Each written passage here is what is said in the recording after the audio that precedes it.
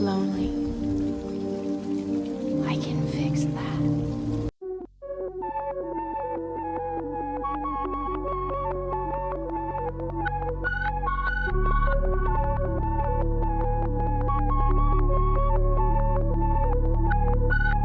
Story time. I was 20. I'd only just started living by myself and my job was paying me minimum wage. I'm working 50 hours a week. My alarm goes off for the 5th morning in a row at 5 AM, and it feels as though I haven't even slept. Just a blink. I don't have time to eat breakfast and it's a few days away from payday, so I'm on my last legs. I get onto the cramped train squeezed in between people who probably haven't had time to shower, but who am I to complain? I'm 5 minutes late and my boss yells at me, but I'm so sleep deprived that I'm completely zoned out. I somehow survive the first 3 hours and I get a 30-minute break. I make a dash for my local Subway shop that I visit every morning for their breakfast sub. The beautiful checkout girl that I have no chance with stuffs my sandwich full of everything a nutritionist would protest against. I get to the till and my card declines. I try again. Declined. As I'm about to walk away, leaving the sandwich behind, this absolute angel of a human being says, "Don't worry about it, just take it." I'm absolutely baffled as she then says, "Hey, we have to look out for each other." True story, and I think that right there encapsulates what I experienced with Citizen Sleeper. I think it's feelings like this that lead me to the cyberpunk genre, exploring the tedium and melancholy of day-to-day life, just floating by doing whatever you can to make ends meet, with that begrudged acceptance that society does not care. Until you get that small gesture, that tiny semblance of human kindness that's just enough to make a dent in your day. Forgive me for being so dour, but this is exactly what the developer Gareth Damian Martin wanted you to feel. When playing games like Mass Effect, Gareth found himself being more drawn to the side characters and the kind of lives ordinary people have to live within this world. It reminds me of something Shinichiro Watanabe once said when talking about Cowboy Bebop, where he wanted to create a world where people actually live and breathe, how only movie characters can actually live in the worlds of, say, Star Wars or Mass Effect. It's also one of the aspects I enjoyed a lot in Marto Anomalies regardless of its flaws, and I even found myself thinking about Majora's Mask a lot too, where the majority of the game is just interacting with the residents of Termina.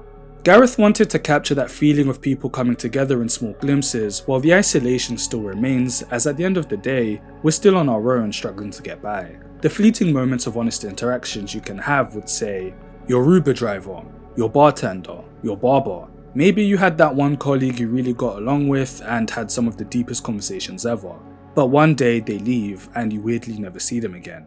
You think about them from time to time, but ultimately, you are living in the moment. And that was a long time ago. And I think that's what really does it for me about this game. It doesn't have to be a case of, yeah, life sucks, so let's give into the cynicism of it all. It's more like, life sucks, so let's look for the good and enjoy it where we can.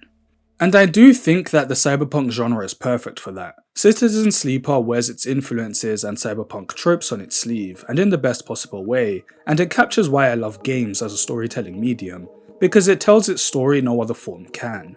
You could debatably call Citizen Sleeper an interactive visual novel, but I don't think that gives it enough credit. But let's slow things down. Hi, I'm Bajika, I play games and then I spoil them for you. What I will say is that Citizen Sleeper isn't very long, give or take 15 hours, and you're pretty much only going to be looking at text. There's nothing in terms of combat, so everything I've kind of said should tell you if this is your thing or not. I'm still not even sure as to how visually stimulating this video is going to be, since it's just going to be walls of text the entire time, though I do love the artwork. But I love this game regardless, and I want to talk about it, so thank you for indulging me. I do think that for the most part, Citizen Sleeper is one of those games you play late at night with a good podcast in the background. Maybe have some whiskey or wine on the side. It's one of those. Anyway, let's get into it.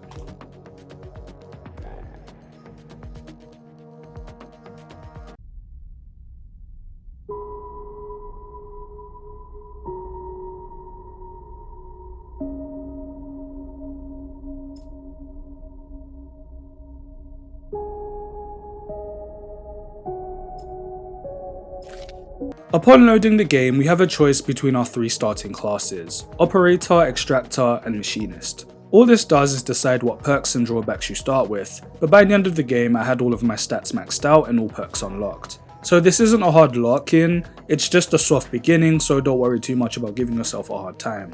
Personally, I went with Extractor because of the perk that allows you to manually restore energy through rest. That will make sense in a little while.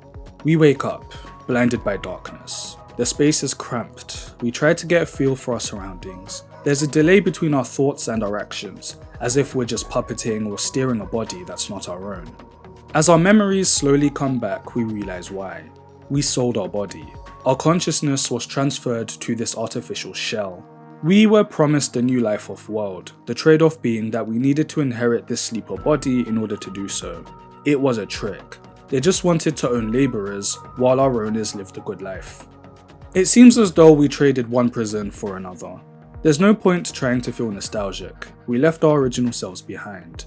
The SNOP froze our old bodies, just to work these new ones non-stop. We had to escape. 10 of us tried, but we don't know what happened to them. And so, here we are, in this capsule, fleeing to God knows where. The cold starts to creep in as the text boxes appear to notify us that pain is present. All we can really do is go back to sleep. We're awoken by a tiny drone. We gauge our surroundings and see nothing but towers of scrap as far as the eye can see. Once the drone is satisfied with inspecting us, it returns to its owner. This is Dragos, and he salvaged us when we landed here in the scrapyard. He's very blunt and to the point, leading with the fact that another sleeper came through here a while ago but didn't last long.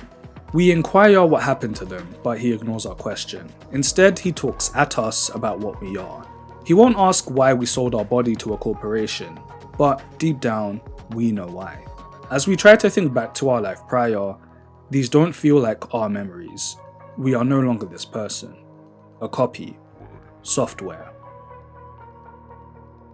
Dragos explains that the reason we've been feeling so out of tune with our body is a protocol designed by SNOP. They design sleepers so that if they don't take a specific supplement within a certain amount of time, the body shuts down, so that if their property escapes, no one else can use it. So on top of not knowing where we are, we're also due to die in a matter of days if we don't find the supplement we need. Dragos offers us an empty container for us to stay in for now. Welcome to Erlin's Eye. We wake up and begin assembling the world around us. I'd just like to say I love the language used in this game, and how matter-of-factly most of the people tend to speak. I also love this cold open. The beginning can come across as disorientating and confusing, but it's all intentional to get us in sync with our protagonist. Not only are they entering a world unfamiliar to themselves and us, but also leaving their old life behind. The past doesn't matter. Let's build a new life on the Eye. The Eye is basically a giant space station that exists as a lawless zone. That doesn't sound as bad as you may think. It's not a case of pure anarchy, it's more of just a free market with various moving parts keeping things running. The more that we explore is the more we'll understand. That's the idea. I sort of see this as taking place in the world of Cowboy Bebop. The expanse of capitalism lacking philosophy and blah blah blah blah blah. Dragos greets us asking if we're ready to work. Sure, I do owe him. He won't have us working for free.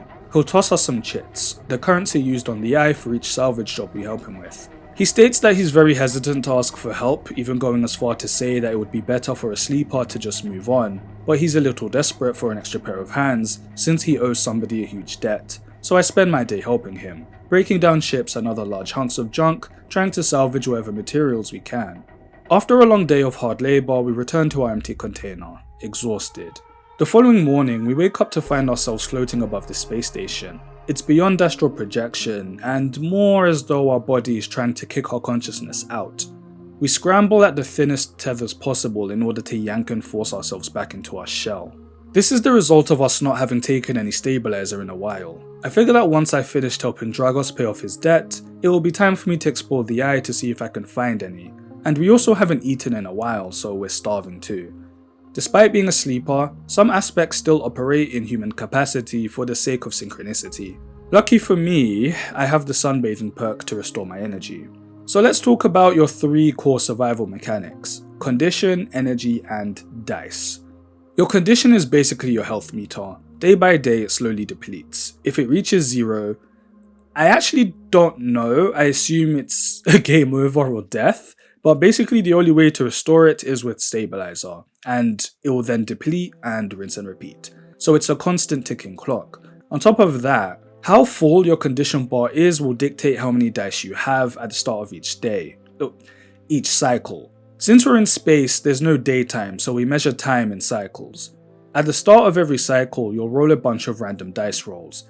Your dice are how you interact with the world. Almost every action is decided via a dice roll. For instance, helping Dragos with his work. How good of a job you do will depend on the dice you use, from 1 to 6. The higher the number, the higher the odds of success. Each interaction will have a different goal, but what you're essentially trying to do is slowly fill up these yellow circles over the course of the cycle in order to unlock the next event.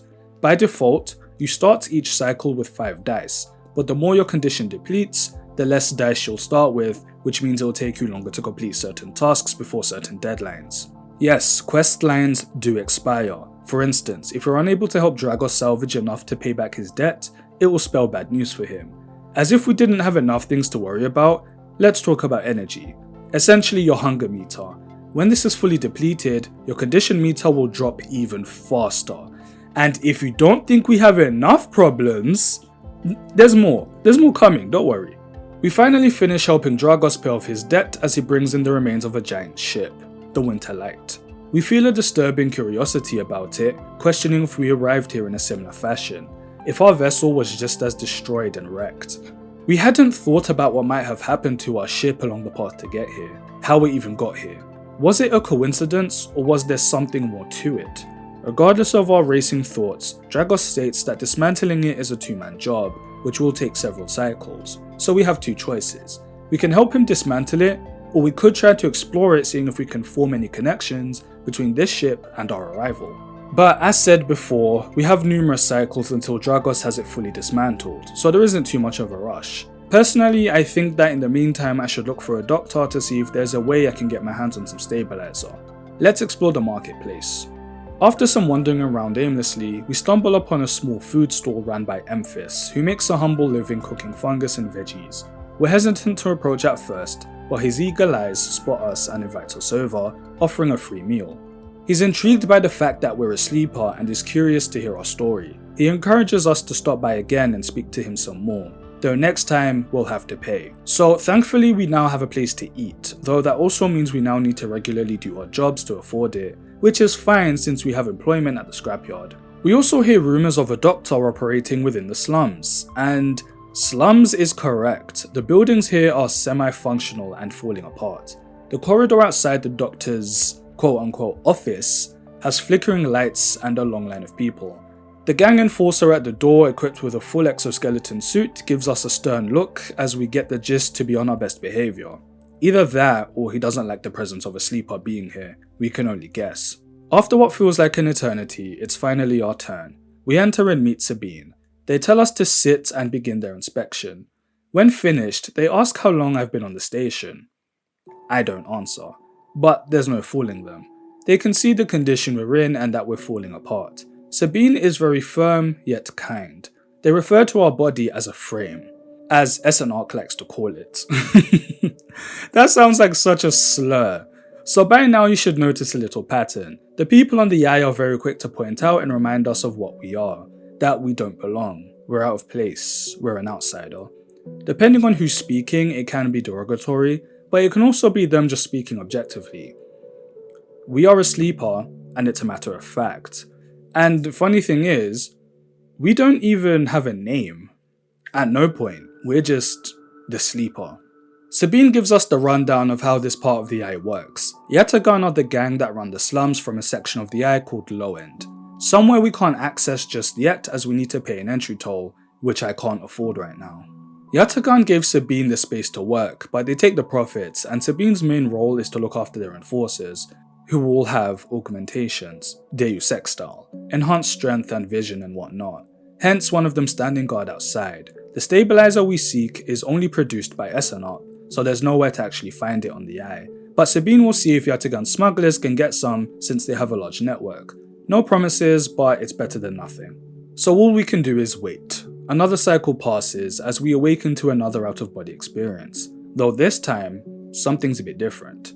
As we overlook the station and grasp onto the thin tethers that will bring us back to our frame, we notice a thread reaching off into the distance, a beacon. We have a tracking device located somewhere inside us. and someone is following it. Someone is hunting us down, and we only have so much time until they arrive. We need to do something about that.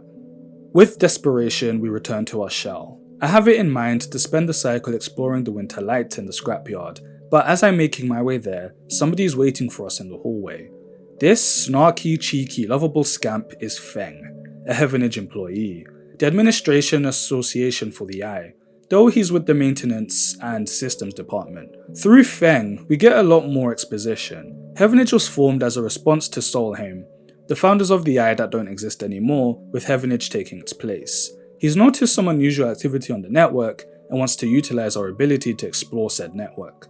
As a sleeper, we're able to connect to their network, demonstrated by having us look past each light bulb and having them flicker in tandem with our gaze. So, this is another game mechanic. We have access to cyberspace, the inner workings and database of the Eye, and just like with everything else, we need to use dice to access certain data nodes. We're going to be spending a lot of time here throughout the game, and it's another one of those things about the Eye that we'll come to understand more about as different story elements come up, so moving on. Out of curiosity, I follow Feng and he sneaks us into his workstation at Heavenage through a side door, so we aren't seen. His place is an absolute mess of cables and gadgets. The guy likes to tinker. Some of the systems he has are from the original station dubbed AE1, that Solheim built. They were Heavenage before Heavenage, and they fell when the original Union did. So people like Feng have had to repair things they've never built and reverse engineer entire subsystems into existence. The Eye is in constant flux, decaying and growing, collapsing into new configurations. The Heavenage engineers are keeping the place alive, but also remaking it into something new. Feng's goal is to drag the Eye away from its corporate origins, and let it be a system that works for the people. So he wants us to hack into tightly locked away data about Solheim and Heavenage, and he'll pay us for the data we bring in. And he'll also disable our tracker once he's succeeded in doing what he wants to do. So yeah, why not? On top of that, Sabine has stabilizer. Things are really looking on the up and up for us. They explain to us that the stabilizer basically works by making my body stop projecting the organic parts of it, so that my immune system accepts them. After the injection, we pass out, though in our fog state, we can hear faint arguing. Once we awaken, the mood in the room seems to have shifted, and without explaining why, Sabine says that we'll have to pay for our next dosage. And that shit is not cheap. So yeah, in order to afford more stabilizer and food, we'll definitely need to be doing more shifts at the scrapyard, giving us less time to do other things, but such is the flow of life. And yeah, no doubt that the argument we heard was most likely from a Yatagan boss forcing Sabine to charge us. As we explore and hack into the various data nodes for Feng, we are greeted by this strange tentacle creature. It attacks us claiming that we have no right to sentience, and we wonder if this is what happened to the other sleepers that have passed through here. Were they eliminated by this creature? We managed to escape it by the metal of our teeth and bring Feng all the data he asked for, and he greets us by saying, "Ah, sleeper, just the emulated consciousness I've been eager to see."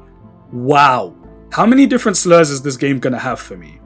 So from the data, Feng assesses that there's records of a hardened Hearst existing back in the old Solheim, and a hardened Hearst that exists today in Heavenage, which shouldn't be possible. Feng goes on to explain that Hardenhurst was the senior strategic operations executive of Solheim, and through loopholes, he outsourced all the extraction work done on the Eye and shuffled the profits back into Solheim. Feng's parents were amongst the outsourced contractors, eating in Solheim canteens and sleeping in Solheim beds. This was pretty much a company town. His parents were just another pair of contractors willing to work themselves to death if it meant the slightest chance of escaping poverty. Sounds like the American dream, eh? So when people finally revolted, making way for Heavenage, Hardin somehow survived the revolution and now runs Heavenage from the shadows. Well, he's not running it, he's just one of the people higher up anyway, but a major force nonetheless. We need to dig deeper, but we can't go any further without alerting Heavenage, so Feng creates a device that can extract the data, but we need to insert it remotely. We do so and we wait for him to analyze all the data. In the meantime, in order to afford more stabilizer, I continue to work at the scrapyard with Dragos while exploring the winter light. On the wrecked ship, we managed to find a terminal with various pieces of data. It turns out, a sleeper had snuck onto this smuggler ship in order to escape, but someone chased them down and executed them. In the remains, all we find is one stabilizer vial. Chilling thoughts start to creep in as we ponder if this was one of the sleepers that tried to escape with us. Is the person that tracked them down the same person that's pursuing us? And if that is the case, how are we meant to survive an encounter with such a foe? And why is it that these ships keep finding their way here? Dragos interrupts our thoughts as he finds us snooping, simply saying that it's not our business to know who is bringing him these ships. His job is to dismantle them. Nothing more, nothing less. The fact that we're still alive and that he's allowed us to remain here is enough to get him into trouble, and was against his better judgment. What we've discovered here is enough of a sign for him to disassociate with us, and that at the very least he did right by us. He tells us not to come back, but he'll at least let us continue to use the container. So now we're out of the job. But at least we have a spare stabilizer, so we shouldn't need chits too badly for a while. But as I say that, the bounty hunter that's been tracking us down greets us outside our room. This is Ethan, though instead of executing us, he's in a bit of a playful mood. We come to an agreement. He lets me live so long as I pay his tab at the local bar every few cycles. Great, another person extorting money out of me when I'm out of the job. Welcome to the game! This right here really is when I was panicking and Citizen Sleeper becomes its most chaotic, as how the hell am I meant to afford and live? And it was during this period that I was saying to myself, this is the beauty of video games, man. As simple as the mechanics are and the amount of text there is, this still couldn't have been anything else besides a game. I wouldn't have this same feeling if I were just reading it as a novel or watching a movie. I'm living it. Really having to decide, is it worth me starving tonight just so that I can afford to pay Ethan's tab so that he doesn't kill me? Is it worth helping Feng hack all these data nodes for the sake of disabling my tracker instead of working so that I can afford more stabilizer? Should I just say fuck all this and save up to try to escape to low end where hopefully I have more opportunities for a good income and safety? Or is it not going to be everything it's cracked up to be? And I don't feel like I have a safe space anywhere since everybody just seems to want something from me. Why can't I just live in peace? Okay, Citizen Sleeper doesn't have a set storyline to follow. This is the game. So for the sake of this video and making things easier to digest, I'm gonna switch up the formula a little. Because from this point onwards, the game is going to be swarming us with various plot threads and busy work. There'll be a marathon of cycles where I'm just working odd jobs waiting for questlines to continue, and there'll also be cycles where multiple plot threads will be active at once, and I'm constantly hopping between them. And a lot of these do tackle some fairly high concept elements and themes, so for the sake of being able to explore these a lot better from this point onwards, I'm gonna go through each character's questline one by one. In no specific order, just kind of based on how they flowed through my notes and how I'm able to segue between them. Except for the final one since it's the DLC. Oh, and questlines are referred to as drives, so if you hear me say drive from time to time, yeah. For now, let's continue with the Feng storyline. Feng tells us about what actually led to the revolution and Solheim's collapse. There was a collision at Dock 2 due to ships being overloaded with too many workers and not enough ships, taking out a section of the ring. Hundreds died and so a riot took place. And of course his parents were part of it. Feng's motivations are very clear. He's got a smart mouth on him, can come across as a little shifty, and there are times when his sense of humour does feel a little forced. There's a part of me that can't help but wonder if he's only doing that as a way to get us to like him so that he can get what he wants. Because he definitely drags his feet when it comes to disabling our tracker, let me tell ya. But I also get it. The dude is on a warpath to avenge his parents, see justice be done, and eventually break the cycle of hardworking people being exploited for the sake of the bourgeoisie. And that's an admirable mission I can get behind. But what I kind of find interesting is the placement of everything. Because when Feng first approaches us, we're still getting used to life on the Eye, and he's basically like, hey, do you want to help me dismantle the local corporation? Just because? Do I really want to piss off the people running the place since I just got here? So there's the promise of disabling our tracker to sweeten the deal since we have someone hunting us down. But this questline was designed so that it's impossible to finish by the time Ethan the bounty hunter arrives. So when Ethan does show up, you could be pondering if it's still even worth helping Feng since it could go very wrong. But at this point he's a lot more straightforward with you as to why he's doing what he's doing. It's more than just curiosity or a game for him, which is what he tried to present it as before. His heart is in the right place. He just can't help himself but dance around our ignorance, but it does feel more like him just having a playful nature to him, as opposed to it being exploitative. People on the Eye just have a certain way of doing things. Anyway, After the Solheim collapse, Erlin and his union came making way for Havenage, but people like Hardin somehow managed to slip through the cracks and worm their way into Havenage. We head to the sidereal horizon to confront Hardin, but the conversation goes exactly how you think, with Hardin very confident and sure of himself, claiming plausible deniability, and that if we want this to go anywhere, Feng needs to submit all the information he has through the proper channels. So we leave, but Feng was 2 steps ahead. He knew exactly how this was gonna go, as he literally grins yelling, "Got him!" All he really wanted to do was spook Hardin enough so that he'd contact whoever else is involved in his little conspiracy, while Feng traces the calls to pinpoint exactly who's in Hardin's inner circle. For now, we split up so that the heat can die down. After some time, we decide to check in with Feng only to see that he's vanished, and instead, we find Hardin and Havenage security rummaging through his belongings.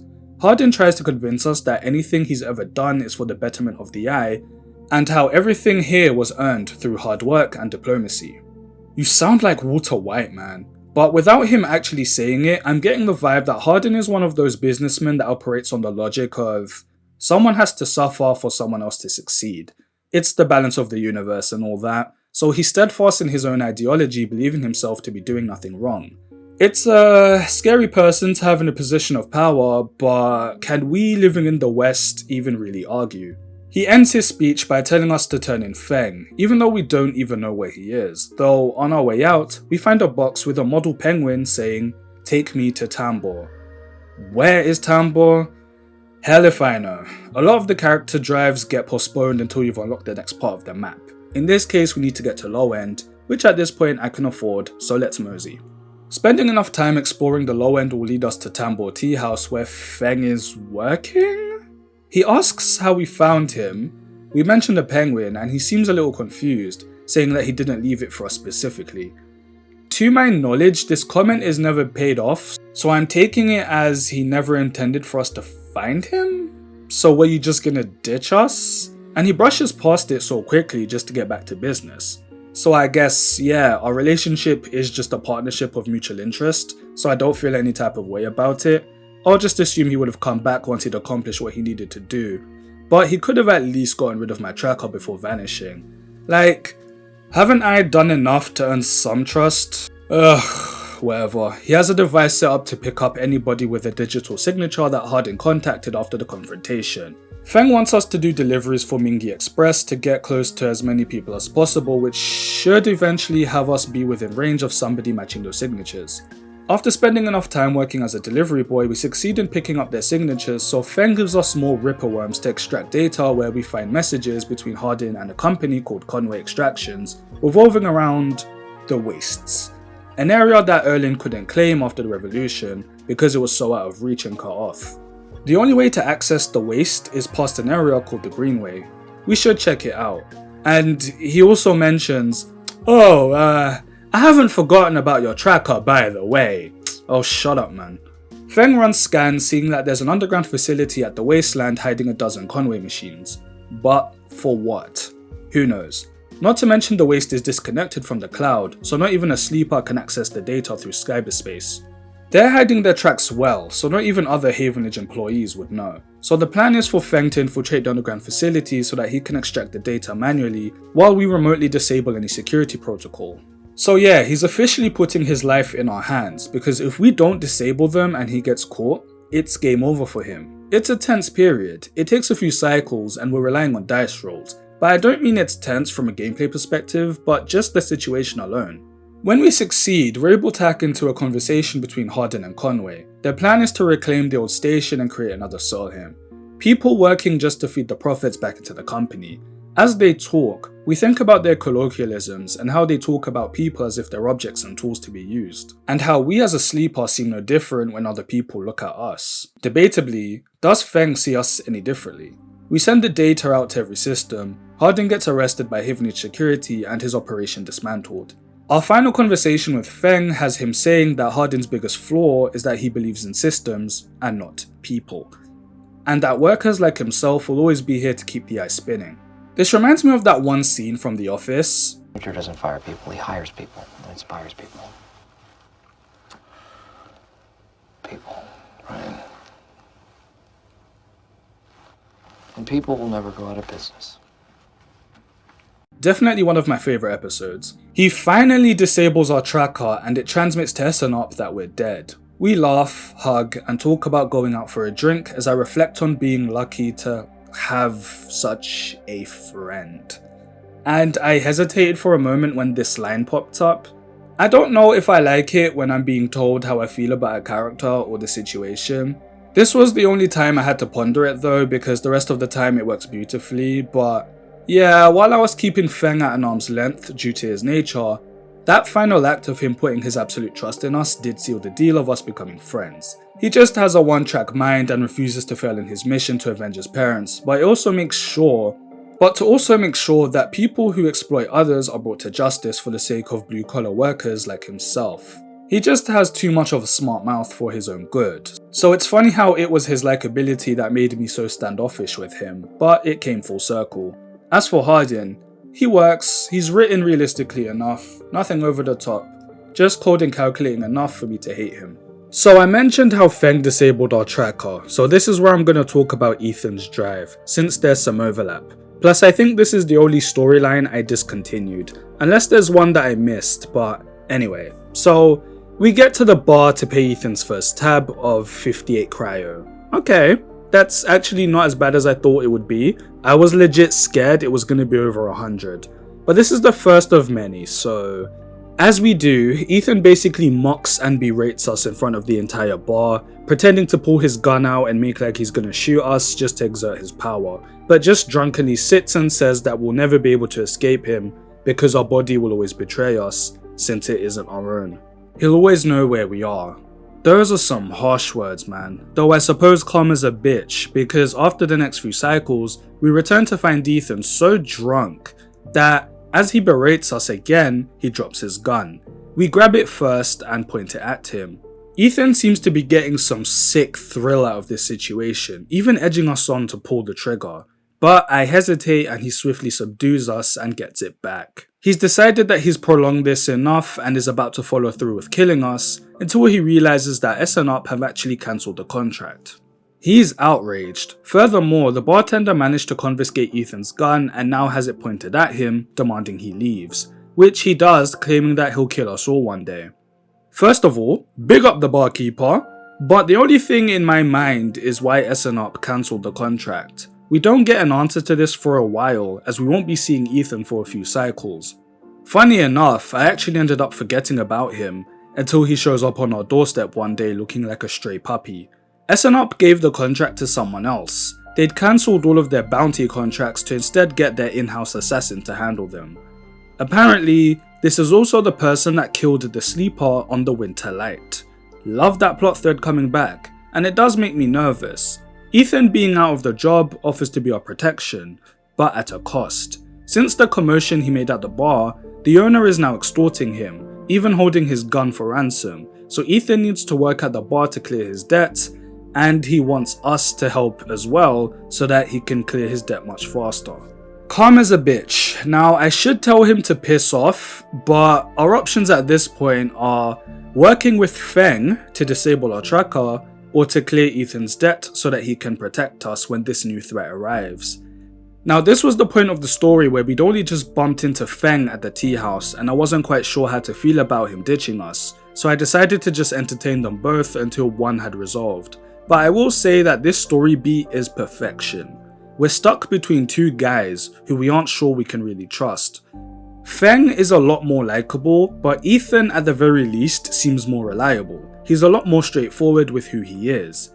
He's a complete asshole, but it's one of those better the devil you know type of situations. After some time, we work off Ethan's debt, but the bar owners aren't going to give him his stuff back, with their response being, "We'll get back to you." Yeah, the bar owners are straight up gangsters. Ethan makes a plan for us to swipe his gun for him, but at this point I'd gotten to the section with Feng infiltrating the wastes and us needing to disable the security protocols, and basically told Ethan to fuck off until this business with Feng was done. So once Feng disabled our tracker, Ethan exits the game. Did he die? Did he run away? I don't know. I did watch someone else's video on Citizen Sleeper where they go into more detail about where Ethan's storyline goes, but it's not reflective of my experience. So as far as I'm concerned, Ethan's fate is unknown. What I will say is that I do find him to be an interesting character. The contract killer with a drinking problem. Clearly the man has nothing going for him and no real purpose, trying to fill the hole by getting absolutely shit-faced. I can see how there's a lot to explore there. But speaking of bad bar experiences, let's talk about the other bar I spent a lot of my time at, and this absolute light of my life, Tala. Wandering around Low End, we come across this bar called the Overlook. We hang around and someone tries to pick a fight with us because we're a sleeper. Hey, Panda Bear! We don't take kindly to your types in here. Now calm down, Skeeter. He ain't hurting nobody. No! Even going as far to throw a glass at us, but the bar owner Tala steps in, ready to throw hands, and the other patrons step in too and promptly kick the guy out. The glass did hit me, but as a sleeper we don't actually feel pain, just signals that there is damage. Though she's very quick to tend to our injuries, while also letting us know that this type of behaviour isn't tolerated here. And says verbatim, "We don't all hate you. Some may fear you and some are curious, but this is a safe place." She even gives us a drink saying there's shelter and work if we need it. We'll always be welcome. This was just so refreshing, man. Like, for once nobody's trying to use or extort me or acting like my presence is bothering them. I will go to war for this woman. I will conquer a small nation in your name. I spent a large amount of my days working the Overlook bar when one day Tala comes stumbling in with a tank. She's planning on turning the place into a distillery since Francis, the guy that deals with the suppliers, hasn't come back from the Greenway yet. So Tala figures that in the meantime the solution is some DIY. She also talks about putting a kitchen in here too, so that we don't have to rely on selling rations anymore. She does seem in over her head and idealistic. The writing even portrays it as such. But the girl has heart, man. I can't really say no to helping her want to improve her business.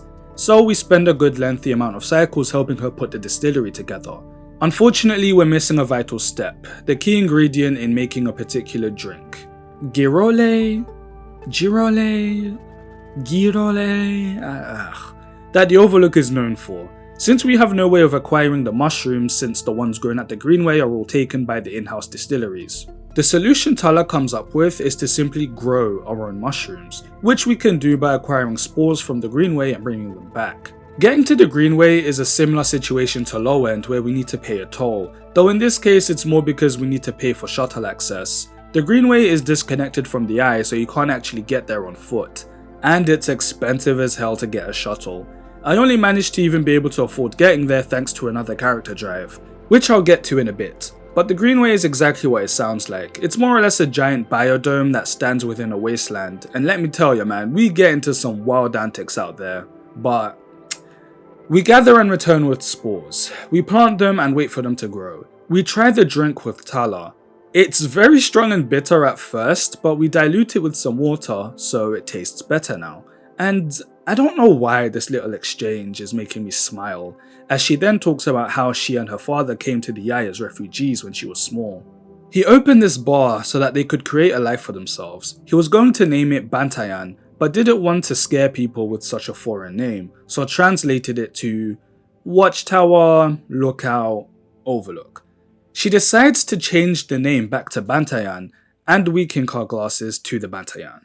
I find it really touching. In the beginning, Tala tells us that this bar is a safe space for everyone, yet her father didn't want to name it in their native language out of fear of scaring people away. So Tala reverting the translation back to what he originally wanted to call it shows that they've both succeeded in turning the place into exactly what they wanted it to be, and allowing her father's legacy to live on. She says that the kitchen is ours now, so we're free to use it whenever we want, and she gives us a giant hug. Yeah, that's the end of it.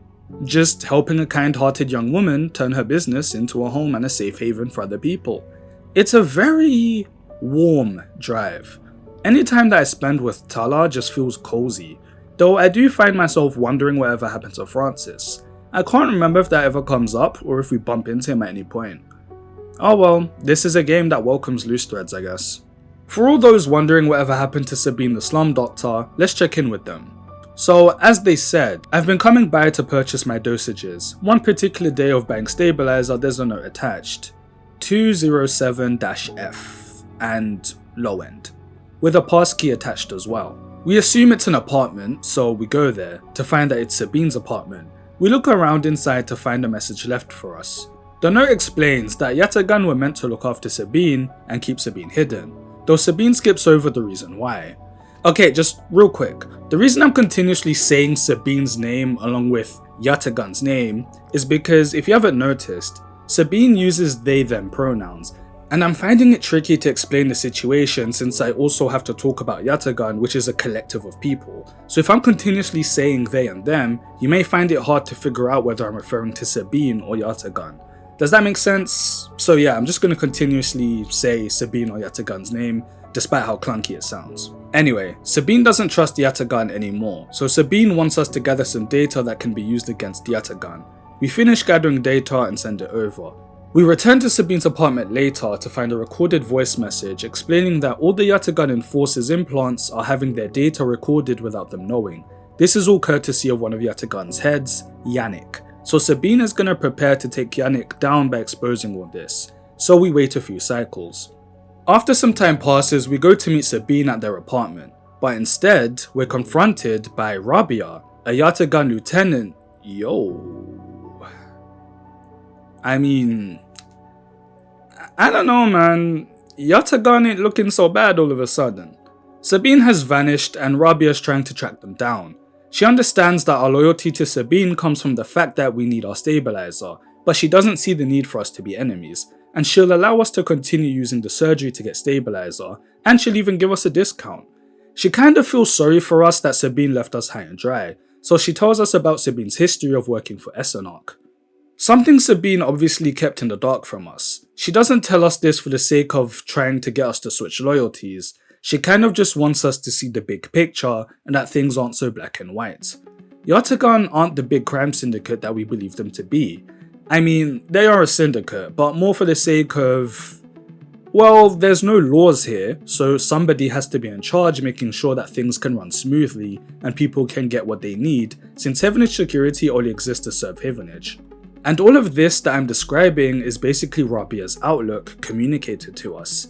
It's just that obviously not every high-ranking member in Yatagan is going to see it the same way she does, but that's where she stands. And as far as she's concerned, Yatagan did Sabine a service by giving them a place to hide and work. And so Sabine owes them a debt, and in her own words, debts are to be paid in full. So while she looks for Sabine, she gives us the option of getting to know Yatagan by doing the odd jobs for them and participating in the day-to-day, so that we can form our own opinion. I like Rabia a lot. With the way she speaks, she comes across as a lot more genuine than the likes of, say, Hardin trying to justify his role within Heavenage and Solheim. I think it's due to the fact that Rabia doesn't just tell us, she lets us form our own opinions by letting us see and experience the full picture. And the language she uses makes her seem steadfast in her beliefs, but also self-aware enough to know that Yatagan isn't perfect, since there is a power struggle, but hopefully they can get there.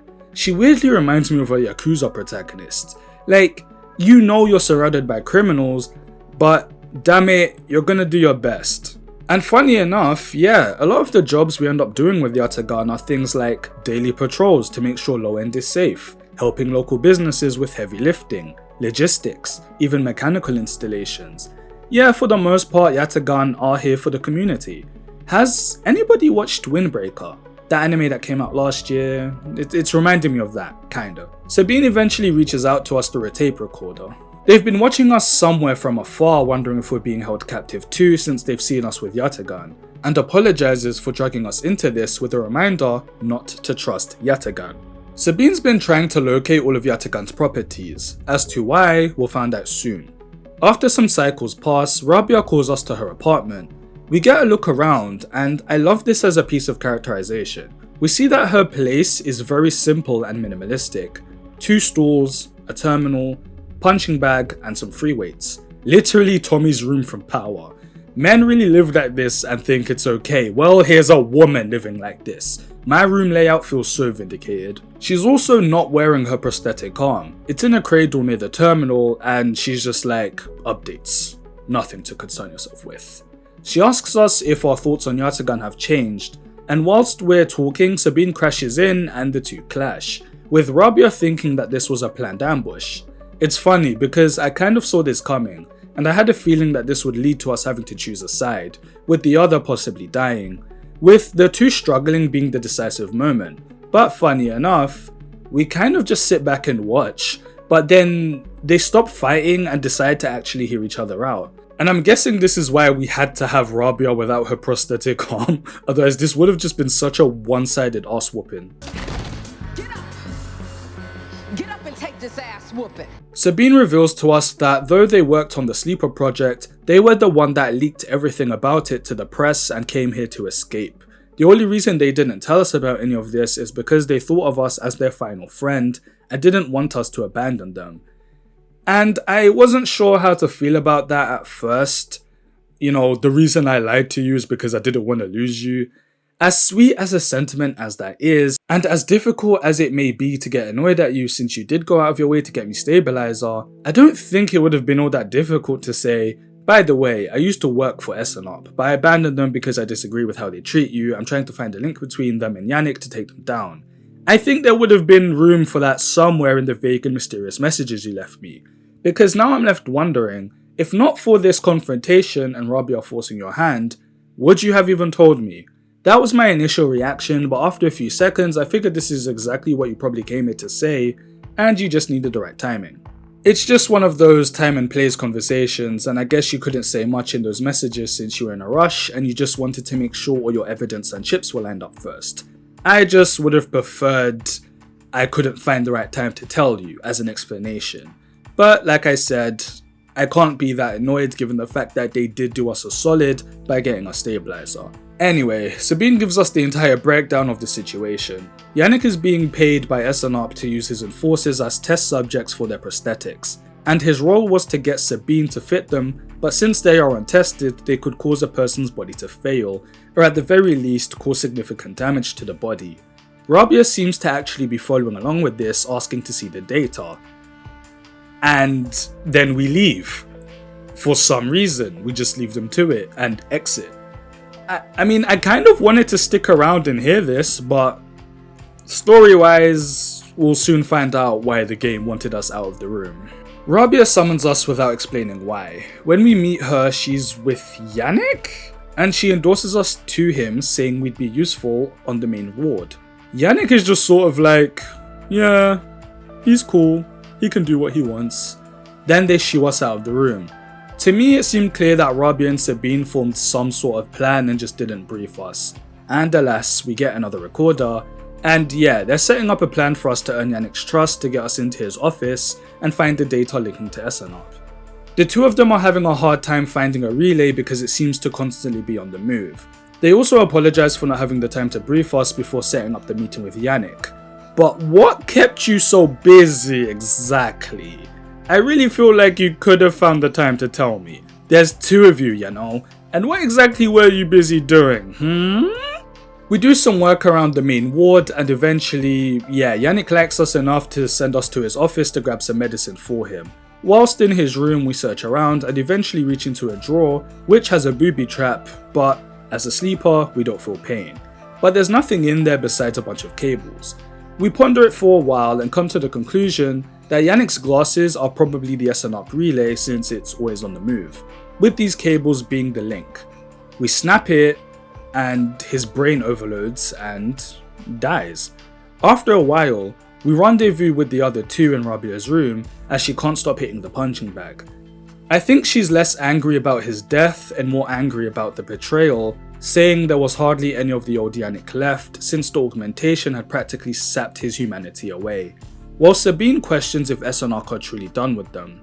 It's at this time that we also think to ourselves, as much as we may want to be done with SNOP, we still need their drug to survive. It's also strongly implied that Sabine and Rabia are a thing now. Yeah, that's why the game wanted us out of the room, and I'm guessing you lot were busy doing something else instead of trying to brief me on the Yannick situation, huh? The drive ends with Sabine giving us a handful of vials, but this is the last of the stabilizer since we'll no longer have access to them anymore due to severing the link with SNOP. But there should be a lab in the Greenway that may be able to help us out. Okay, I like the idea of Yannick. A man who through greed became nothing but a proxy for a corporation. Very relatable, isn't it? And it's a frightening concept to say the least. It's kind of like, you know how phones record everything we say and also send data to a server? Well, imagine a human being walking around being able to do that. Everything they saw through their eyes and heard through their ears was being sent back to a corporation. Or imagine when your dog gets microchipped. Someone's recording everything it sees and hears. I think that's kind of all I have to say about this one. I do like Sabine and Rabia as characters and I like the drama. I do think there were some odd writing moments, like why would we leave right in the middle of this very important conversation, which also puts us in a position of not knowing what's going on, which I know I joked about, but I'm genuinely not convinced that they couldn't have given us a heads up, which is a constant thing with Sabine. Like, yeah, I get Sabine's doing things discreetly, but they managed to make their way to Rabia's place absolutely fine, so it does feel like we're forcing the writing to push the story in the directions they want it to go in. I do think this is the only time I have the issues with the game, so at the very least, I'm seeing two characters that I like being happy together, so on to the next. Okay, let's get into a drive that introduces us to the game's more high concept stuff. After spending enough time on the AI, I catch wind that it may be possible for me to build my own shipmind. Shipminds are basically used to operate a ship, hence the name. We hang around the docks to see if we can get our hands on any parts. We're unfamiliar with the place, so I decide to steal the dock blueprints. We locate a sealed dock and use this encryption key I picked up from Feng to unlock it. There's nothing in here besides a vending machine that reads NeoVend. It dispenses ship parts. Okay, this is kind of cool. Not for in-game use since it's out of order, but just as an in-universe concept. We fiddle around with it a bit to no avail, though as we turn to leave, we hear a voice call out to us. The voice belongs to an entity called Navigator, a somewhat sentient AI that escaped into this NeoVent dispenser in order to hide from Hunter and Killer. Remember Hunter? That's the tentacle creature we encountered when we started hacking into data files for Feng. Hunter and Killer were programs created by Solheim to protect their data, so any AIs that became too advanced or developed any sentience were to be terminated by these two. After the Solheim collapse, all the AIs existed in a cloud or cyberspace freely until Hunter and Killer arrived to continue their assignment even though Solheim no longer existed, because it's what they've been programmed to do. It's all they know. I absolutely love this as a concept. So this NeoVent entity is part of the AI that escaped to hide. We can kind of relate, can't we? The consciousness tells us that if we want to be able to explore cyberspace freely, we need to start by gathering data on Hunter. Once we've done that, we need to build a shipmind so that Hunter can imprint itself onto it, since shipminds are meant to hold AI. Once that's done, Killer will arrive to terminate it. See, Killer kind of just hangs around one spot. It's Hunter's job to find and track down sentient AIs and trap them so that Killer can come and finish the job. So we're gonna trick Hunter into targeting itself. Building a shipmind really is a luck of the draw. It involves salvaging particular materials that you may or may not get when you extract from certain locations. But we manage. While NeoVent starts the process of infusing Hunter's data into the shipmind, we ponder our existence and wonder, what was the process that took place in order to transfer our consciousness into the body that we have now? What would be possible if we escape our shell? Would our consciousness be able to just float freely? It's ideas like this that I absolutely adore, because yeah, the human body is just a vehicle, isn't it? A mortal coil that bounds us to this earth, if you will. But nobody really knows what our consciousness is. Yes, our body and brain shall rot, but where does our mind or soul go? Well, I guess that's something you only think about if you're somewhat spiritual, I guess. If not, I suppose this does nothing for you, which is fine. Time to enter cyberspace to confront Hunter. I love Navigator's design. I love everything about it. You look so ethereal. Hunter arrives and the fight scene takes place. I can't do it justice, and I don't like doing this, but I kind of just want to read this passage and narrate it to you. Hunter's threads search for you and Navigator, a storm of fine tentacles searching for gaps, weaknesses, cracks which they can crowd into and tear apart. You focus a blade of light which slices through them, driven forward by your mind, but replacements keep coming, faster than you can react. You look to Navigator in desperation. Navigator is whirling their arms like a centrifuge and a sphere is gathering there, data feeding into it from the nest, sucked together by the force. They position it like a shield, between them and the threads. Hunter's threads break its surface, seeking, tasting, their winding forms refracted within. You feel a surge pass through all the threads, not just those in the sphere, but those wrapped around you. All three of you hang in the black together for a moment, strung together like tangled marionettes. Identifying entity, identifying entity, identifying entity. Hunter twitches, their strange head gently rotating like a terrible moon. Hunter protocol identified, obsessive tendencies, modified routines, above baseline reasoning in 3 of 5 segmentations, recommend invoke killer. The head freezes and then rotates in the opposite direction. Invoking killer would eliminate protocol. If protocol eliminated, primary function cannot be performed. Therefore, recommend do not invoke killer. The switch in direction again. Reasoning proves sentience. Sentience beyond legal bounds must be eliminated. Recommend invoke. Navigator pulls you away from Hunter. The threads that grabbed you drifting away like seaweed. The protocol's head keeps spinning back and forth with increasing frequency. It seems Hunter cannot invoke killer. Neo vends, no. Navigator's voice is still strange, familiar, and yet distant. So yeah, Hunter ends up stuck in a permanent paradox of constantly looping. It doesn't have sentience, so killer can't be summoned. Between Navigator and I, we question if Hunter is suffering because this must be torturous, but at the same time, it has no sentience. But Navigator says that the nature of sentience is a little more complicated than that. AI are made to respond to certain stimuli and to reason, so there is still a placebo of sentience at play in order to adapt. It just becomes a question of where exactly do we draw the line of sentience. Navigator concludes by saying it's kind of a moot point, dropping the quote, "I think I am thinking, therefore I am thinking." Killer is still out there somewhere and will never truly be safe until it's dealt with. Navigator will stay here to monitor Hunter in the meantime. This entire exchange is just mwah. And we're not done just yet. In order to get to Killer, we need to access the AI's mainframe. As we hack into it, Killer is onto our scent. I actually feel kind of tense right now. It's described as being in the ocean and watching a shark fin circle around you, since Killer is blind. However, because Navigator has the data from the shipmind, the mainframe's data tendrils wrap around Navigator, trapping it.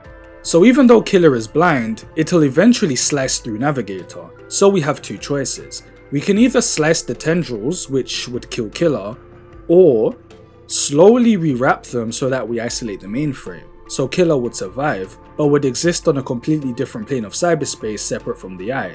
But this would only free Navigator in theory.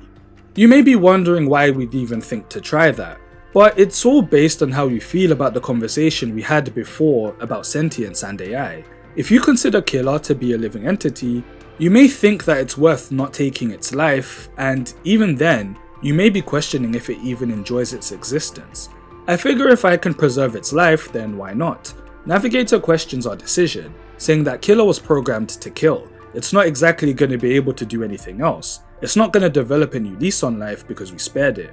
The fact that it even wrecked the inside of the mainframe so badly that these tendrils were running wild proves that it will just go down a path of self-destruction. I argue that at the very least, it's sent away and not bothering anyone, and whatever it does from that point is none of my business. I avoided having blood on my hands. Nevertheless, Navigator gives us the cipher to access the Greenway's data. This is actually a big deal. Remember how I said before, the Greenway is cut off from the rest of the eye. Even from a gameplay point of view, if we tried to access it through cyberspace, we'd just be staring at this black miasma. So this is a game changer. Navigator is so happy to be able to explore cyberspace freely that he even does a little twirl in midair. It's so adorable to visualize. And that's where it ends. An absolutely fantastic drive, which gives you a lot to think about.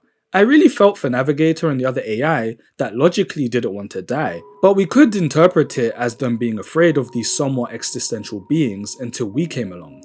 The only reason we were even able to sneak around without constantly being detected by Hunter is because we're still technically human. So there's a part of you that's always going to be human no matter what anyone else says.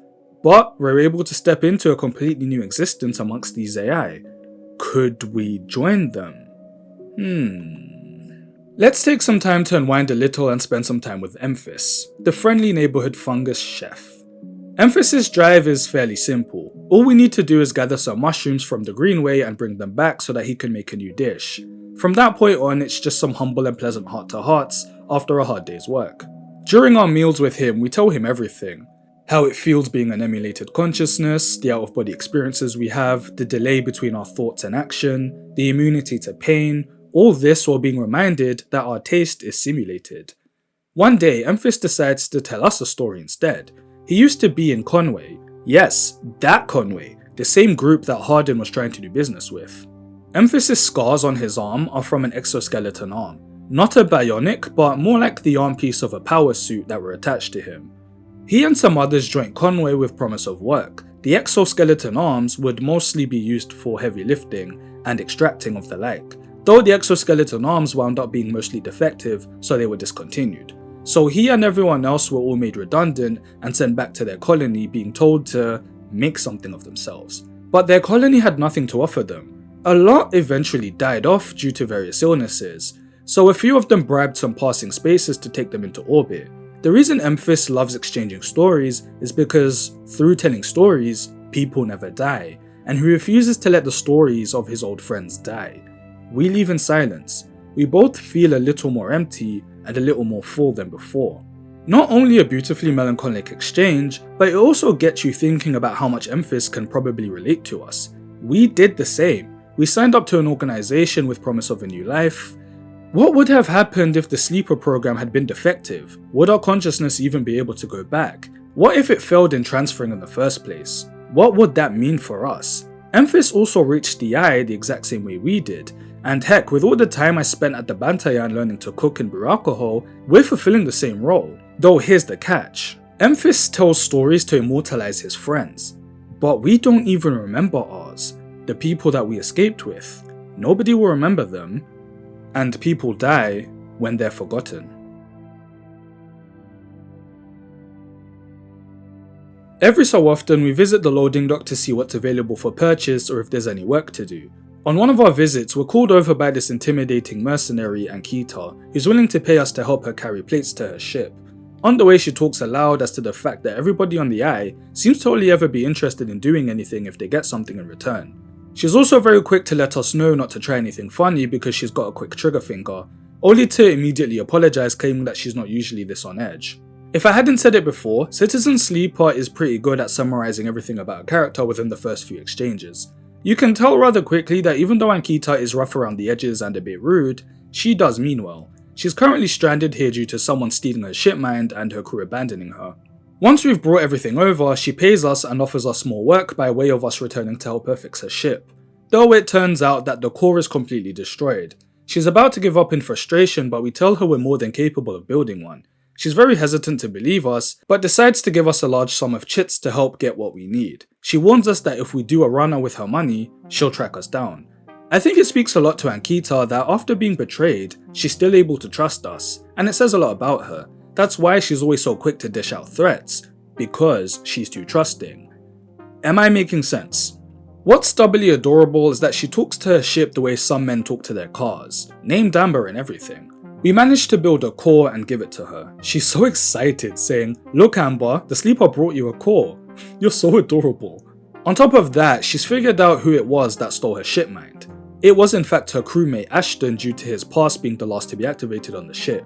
Some old co-workers of hers she ran into at Overlook, "Excuse me, that's Bantayan to you," told her that they spotted Ashton crossing the gap to the Greenway. She's willing to pay us to confirm Ashton's location. She doesn't want to go there just yet because he's more than likely to flee if she appears, so we're gonna go first. She's gonna talk to her friends into giving us a discount to get to the Greenway.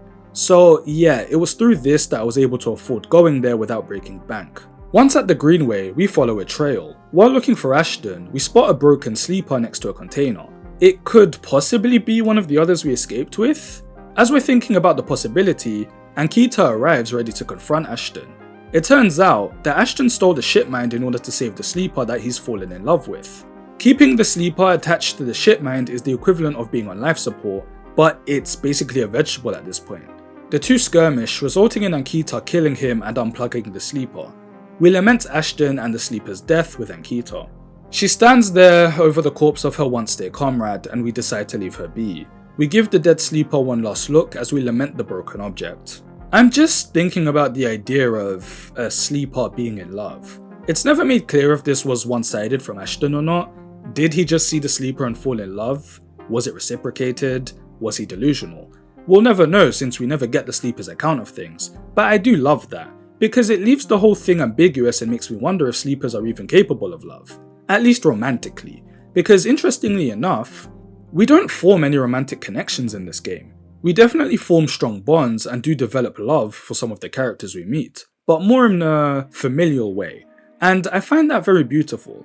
We're gonna be seeing Ankita again, but much later on. Her drive is gonna come full circle through someone else's, so let's go.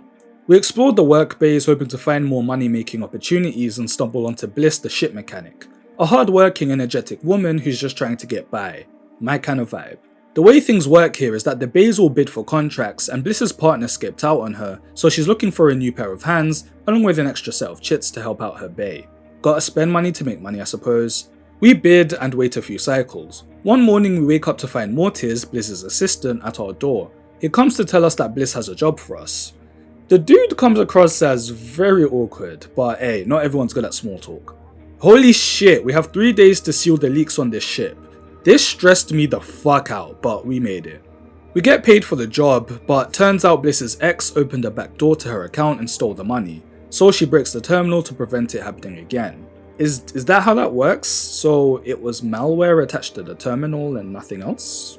Never mind. This is gonna be the formula for this drive. We do a job with Bliss, shenanigans happen, and we don't get paid. Classic Cowboy Bebop stuff. Mortis appears at our door again with another job. He awkwardly asks how it feels being a sleeper and sympathizes. Not so much with the being an emulated consciousness thing, but more in the sense of having people look down on you, having no future and struggling to survive. He also apologizes for us not being paid and says Bliss is genuinely doing her best. Mortis is awkward, but he's very sweet. The next job is reinforcing a ship's bulkhead, but the dome is fragile, so we need to be careful. Again, this one had me stressing, because if you fail the dice rolls, that shit is breaking. We finish the job, but we get paid in mushrooms. You know, it's a good thing that I discovered this drive much later than I think the game wanted me to. It's in an area you can access quite early on, but for some reason I was so keen on getting to the Greenway that I completely forgot about it until much later. Because by this point I was actually good for money. I am the sovereign of side hustles, but I can see what they're trying to go for. If by this point you're barely at your wit's end for cash and you keep getting fucked over for payments, you'd really be asking yourself if it's even worth sticking around. As likable as Bliss and Mortis are, you need to eat and get stabilizer, and I'm sure we've all been there, leaving a job you actually liked because you weren't earning enough. And in the case of Bliss, us not being around could very well put her out of business. It's a tough situation that would tug at my heartstrings, and even then, with the amount of money that I do have, Bliss strikes me as the type that would have too much pride and wouldn't accept a handout from me. She's the type that wants to earn her money, and I can respect that. Time for more work. Mortis speaks from the heart and says that he needs this to work out for Bliss, because without her, he doesn't know what he would do. There's a strong sense of loyalty that he has for her, and you know what? So do I, so let's do it. We have a tight deadline to patch these windows, and we finally get paid. Bliss is so happy that she even thanks us for believing in this place, even when she didn't. That just makes me smile, man. She also talks about how her and Mortis met. He originally came in looking to rob the place, and she took a shine to him and offered him a job. You know what? Tala will always be number one in my heart, but I would go to war for you too, maybe conquer a small village in your name. Things conclude with Bliss saying that she'll be hunting for more stable long-term contracts that will be enough to give them a steady income. She gives us a hug and says there'll always be work for us here. Some time passes and Mortis greets us saying that a big job's just come in. Somebody wants us to disarm their entire ship. With the amount of equipment we could start an arms dealership. He says it would be good to have us there, just like old times. He's in a bright mood and I'm here for it. So we get to the bay to find that Ankita's the client. I don't know how to explain it, but seeing two characters from different drives feels like a crossover episode, even though it's the same game. I don't know how to explain it. It's like when Mike and Kim met for the first time in Better Call Saul. I don't know, man. Ankita's quite confused and confrontational with us at first, asking if we're here to avenge the dead sleeper, but you can tell she's just frustrated in general. She looks a little more somber here. Even Mortis comments on the fact that she just looks tired and worn out. So, here's the deal. Ankita doesn't actually have the money to pay us, so the arrangement is that once her ship has been disarmed, she's leaving the Eye, taking Bliss with her. Bliss wants to move on from the Eye and get a fresh start somewhere, and they're both more than happy for me to tag along if I wish. Bliss even being sympathetic about the fact that life hasn't been easy for us on the Eye. She'll be leaving Mortis in charge of running the bay. Here we have a choice to stay and help Mortis, or go with the girls. Mortis is very tearful but happy for Bliss, even though he seems very anxious to be running the place alone. And Kita also apologizes to us about the whole situation before. Okay, so in terms of everyone's motivations, with Ankita it 100% makes sense, but for Bliss, I can't help but feel as though this came out of nowhere. Like, at no point did I get the vibe that she was longing for more. She seemed pretty content when we last left her. I mean, don't get me wrong, I get it. Doing the same thing every day can get tedious and have the grass looking greener elsewhere. Maybe these feelings were always there beneath the surface and it took this opportunity to bring them out. But even then, it doesn't seem like Mortis is ready for this responsibility, so why not take him with you? I don't know, just whatever. After thinking about it for a while, I decided to stay behind with Mortis, because to tell you the truth, by this point, I'm comfortable on the Eye, and this whole scenario was giving me the vibe of like, have you ever had a friend romanticize the idea of moving to a small island or moving to a third world country? They try it for a while and realize that it's not all it's cracked up to be because now they don't have access to Western money.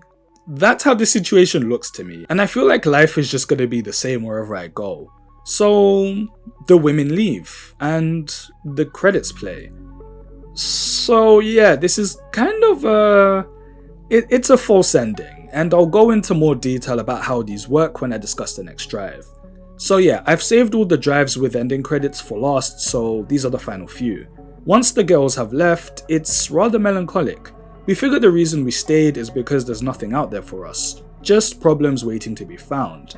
And yeah, that was kind of basically my mindset.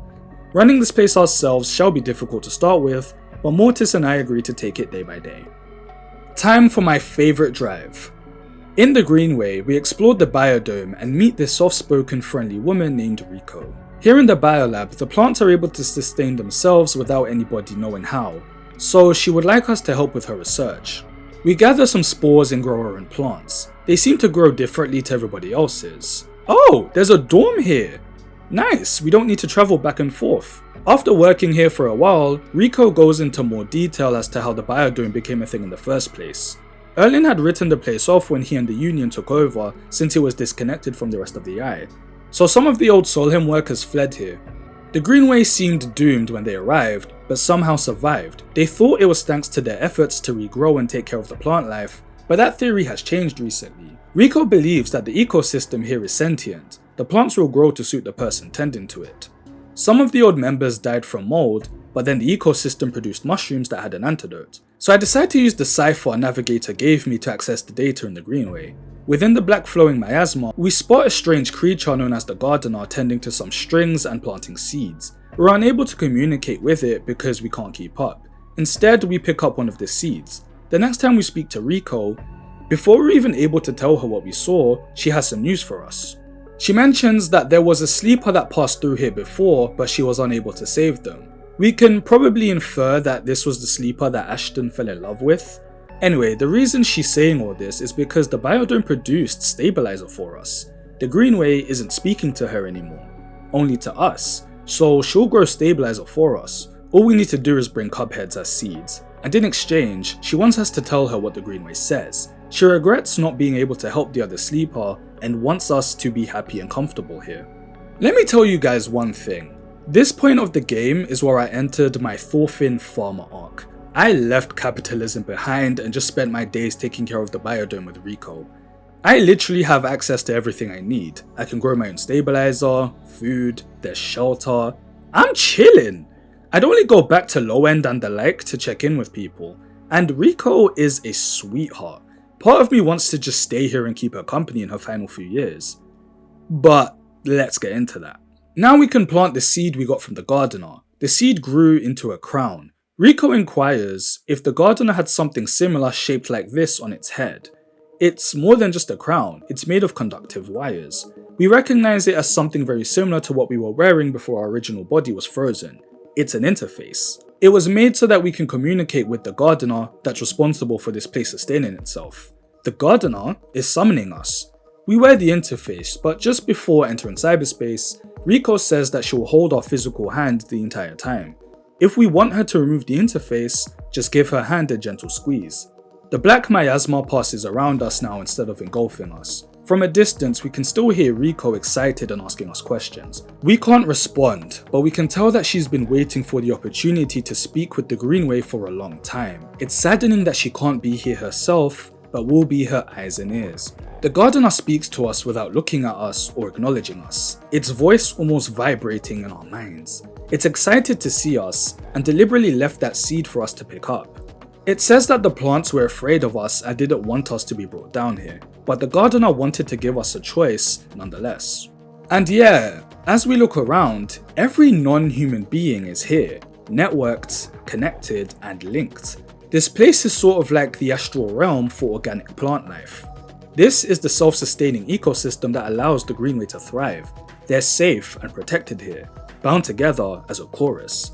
We have a choice to join, to let our physical body dissolve and become one with this chorus. What does that truly mean? What would that existence be like? We don't know, but it's a choice nonetheless, because all things considered, we stopped being human a long time ago. At this moment, we hear Rico's voice calling out to us, asking if everything's okay. We glance back at the tether that's keeping us attached to her. We have two options. Sever our connection to our body and join these entities to grow into something new, or return to Rico. So let's break the immersion and talk about how the endings work in Citizen Sleeper. There's 8 possible endings. In short, you'll have 4 critical decisions to make, which will result in one of 2 endings. The choice will always involve either you leaving the eye by some means, like earlier we had the choice to leave with Bliss and Ankita, or stay behind with Mortis. So the second option will always be to stay on the eye, and in this case it's no different. Now, whenever you choose the decision that will have you leave the eye, you'll typically get an epilogue followed by the credits. Once the credits roll, the game will just bring you back to the point of just before you have to make the decision, so that you can then choose to stay on the eye and continue the game. Now, with the Bliss and Ankita stuff, I didn't know that was the case, I just stayed behind without seeing the other ending. But in this instance, this was my first time choosing an ending that would have me leave the eye. So yeah, I did break the tether, because to me, it just felt right, in a way that I can't really put into words. So I experienced the ending, which I'll go over, only to then be booted right back to that moment. So it kind of took the weight away from any pivotal decisions I'd have to make from that point onwards, because it just had me saying, yeah okay, I'll just leave the eye and come straight back to continue the game. You could argue that it makes it easy to see everything in a single playthrough, which, yeah, fine, but I found it quite immersion breaking at first. But I did change my stance on that as I saw more endings. Truth be told, I think they're well written enough to warrant it and do succeed in pulling on my heartstrings on occasion. Anyway, I break the thread and it's a pretty short one, so I'm just gonna read the ending passage to you. You reach down and pinch the thread. The finality of this moment descends on you. You pluck the thread like a string. It snaps. Nothing changes. You stand at a point of stillness. No, you don't stand. You have no legs, no body. You are a point of stillness, a point in the flow. Your mind fizzes. 1,000 new shoots break through the soil. They entwine with you, embrace you. Some part of you decays while something else feeds from that decay. The spores of your new thoughts float away in shifting clouds and settle in new soil. Then you see Gardener out there, still planting, and they stop, like an old man resting in the fields, and they turn to face you. And you join the chorus, and together, you sing the song of growing things. At first I thought about Ghost in the Shell, but then I was like, no actually, this is that one ending from Shin Megami Tensei 3, the best game ever. I'm joking obviously, it's Shin Megami Tensei 4. Anyway, choosing to reject the Gardener's proposal will have you return to Rico, where she thanks us for returning to her, since she considers us a dear friend. And now I feel like an absolute asshole for even thinking about leaving her. The drive ends here, but this isn't the last we'll be seeing of Auntie Rico. I loved this drive, I really did. I love Rico, I love the biodome and our farming arc. I love the concept of shedding our mortal coil to join the Grand Expanse. Everything about this is why I love Cyberpunk so much. It's how it's able to capture so much in such a short space of time, and how this section is able to feel so ethereal and segregated from the rest of the game. This is probably my favourite section honestly. which is saying a lot considering what's coming next. Okay, early on while strolling low end, we get called over by this man playing Talvar. It's a dice game that exists in this world. Alright, what about them little bald-headed bitches right there? This is Castor, and we do that thing where we have a philosophical discussion about what it means to be an emulated consciousness, what's been added, what's been taken away, while the game that we're playing is a metaphor for the conversation. Yeah, he's one of those. Castor's a pragmatic guy who clearly knows more than what he lets on, though for now he's just somebody we can trade items with. We can get some stabilizer from him, which is cool, but all I'm saying is the fact that he has stabilizer should be a red flag, but moving on. Spending enough time working at the shipyard has us bumping into Lem and his shy daughter Mina. He mentions that he's seen us around a lot and assumes the reason we're here is to get onto the Sidereal Horizon. What is the Sidereal Horizon? The Sealess Foundation is funding Heavenage to build this ship to settle a colony onto a new world. People working on the ship have a chance to become part of the living crew. Solem's like us, just a freelance guy trying to make ends meet and sees this opportunity as his big break. As we say goodbye, Mina's finally able to wave goodbye as she yells, "See you, robot." So adorable. By this character design alone, you can tell everything that you need to know. The image of a tired, burnt out father cradling his daughter in his arms should be more than enough to resonate with anybody. Even if you don't have a father, just the thought of a hardworking man genuinely trying his best for his family is such an intrinsic thing that there was a part of me that couldn't help but think, this is gonna go horribly wrong, isn't it?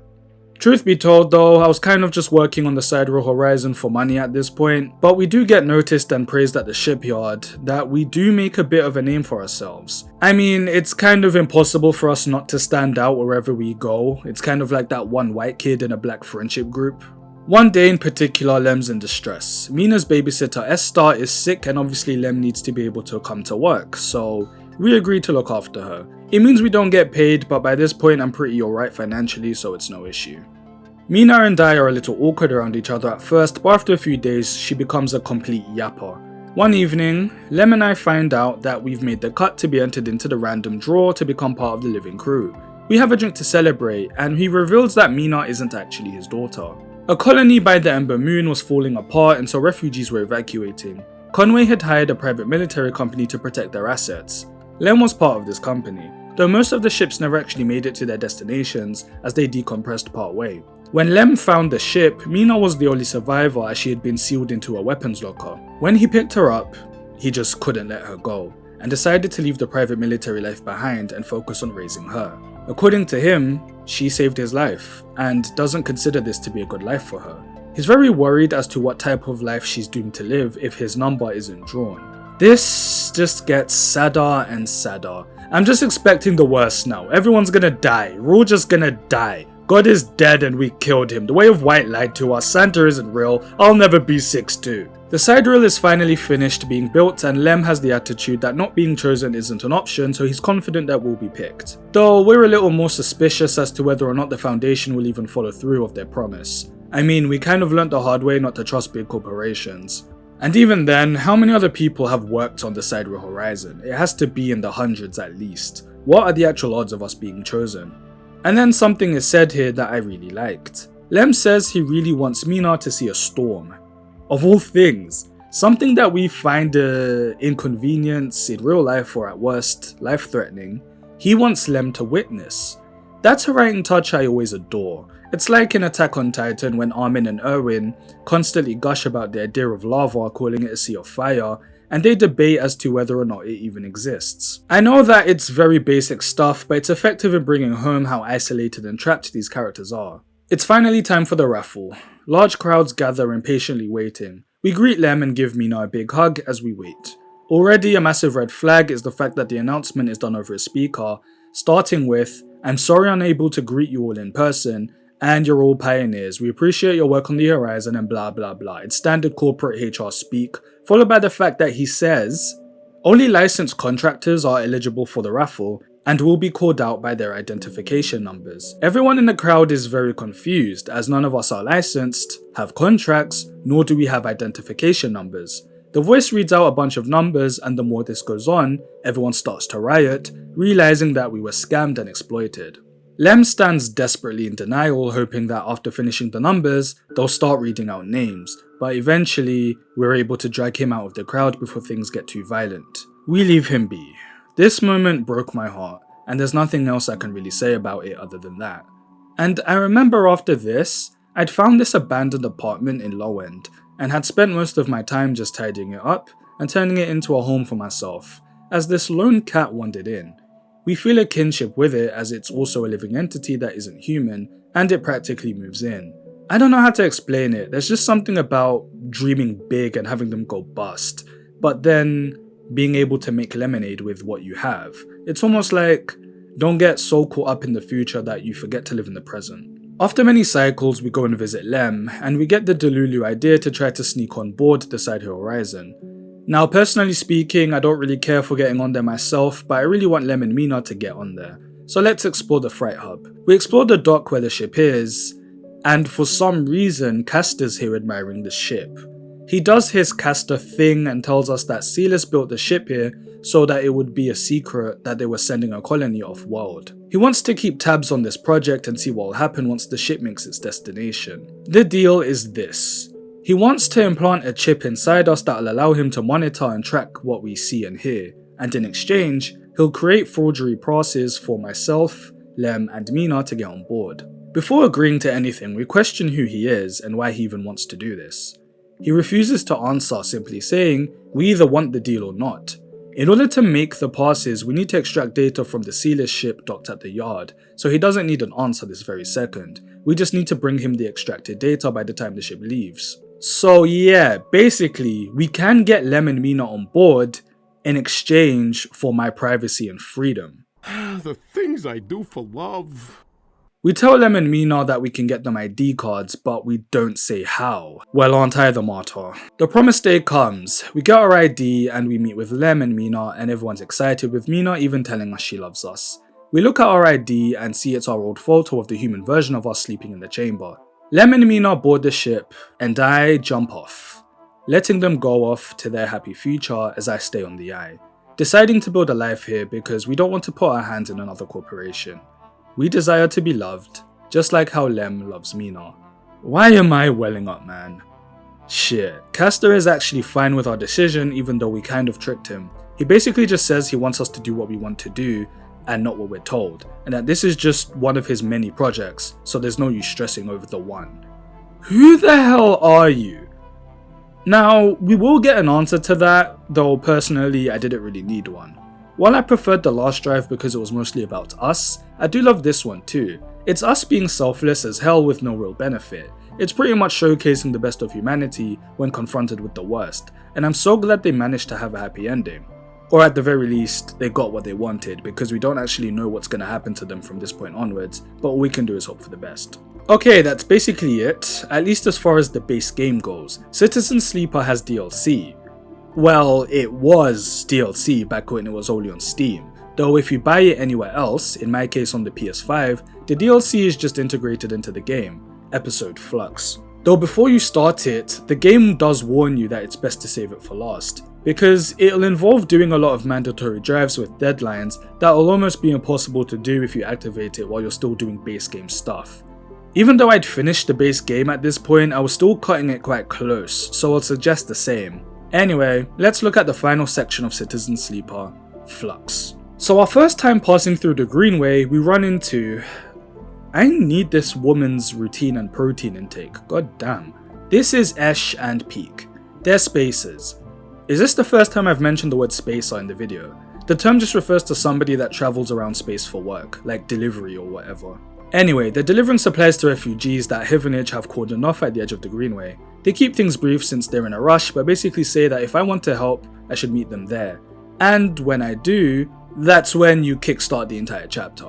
We bring them some supplies. Esh and Peak's personalities are very quick to grasp. Esh has a rough exterior, is hot-headed, and can never sit still. She's all mission, mission, mission. Peak is a lot more patient and soft, but just as driven. The two grew up on Hawthorne Installation, and that they used to work for XPR as spacers. When we try to ask Esh what XPR means, she brushes it off because the priority right now is getting the supplies past the cordon. Like I said, she's all mission, mission, mission, not one for conversation. Peak explains that the reason the cordon is up in the first place is because the eye has a closed loop support system. Any unfamiliar illness or additional stress to life support can significantly disrupt it, hence the quarantine. So I'm guessing the issue is that they're all coming here in huge groups because, I mean, we got here and nobody seems to mind, it's just that we're a sleeper is all. People like Ethan and Ankita can come and go as they please. Like, I don't know, can people not just sneak in like one at a time? I just don't recall there being some kind of border patrol, you know? So yeah, it's them fleeing here in such large groups that's the issue, and my heart does go out to them. So we need to gather more supplies while the two figure out how to breach inside. We also decide to investigate the cordon for openings. When carrying the water, we ask Esh how she met Peak. They grew up together. Hawthorne was rough and kept a tight grip on things. Esh stepped in to teach Peak some street smarts. I already said that Esh is determined and rough around the edges, but it makes her a little awkward in a cute way, but I don't think I'd ever say that to her face. After working with Esh for a while, we develop a silent trust, and she opens up a little more. XBRO Service Corp that handle logistics and maintenance. Solheim was a client of theirs, so when Solheim collapsed, XBR lost their biggest client, resulting in Hawthorne losing everything due to it being their installation. Their world was dying with no future, so they all fled. That's why she relates to the refugees so much.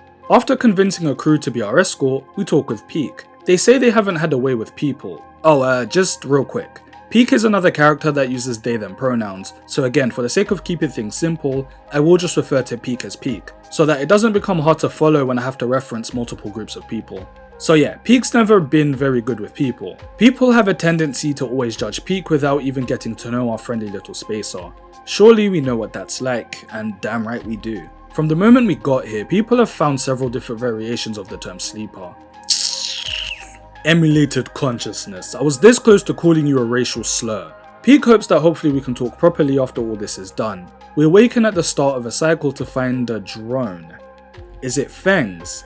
No, it actually belongs to this woman Helene, a frustrated Heavenage Council member. She's been watching us. I swear, as a sleeper, I just feel like I have no privacy. People always seem to know where I am and what I'm doing. And by this point of the game, I have like 5 different places that I sleep at, so you have to actively be looking for me. Anyway, she informs us that there's a debate within the Heavenage Council as to what to do with the refugees. She wants us to convince Peak and Esh not to follow through with their plan, as it will give the anti-refugee party the ammunition they need to reject their proposal. She also warns us that she senses a bigger threat to come. We visit Esh and Peak to find that they also discovered and destroyed a drone. We tell them about Helene. Esh immediately chastises us and says that we shouldn't trust her. Esh's hatred for people in these types of positions come from the fact that her mother used to be an administrator and that you eventually lose your humanity trying to please nobility, and I can get behind that.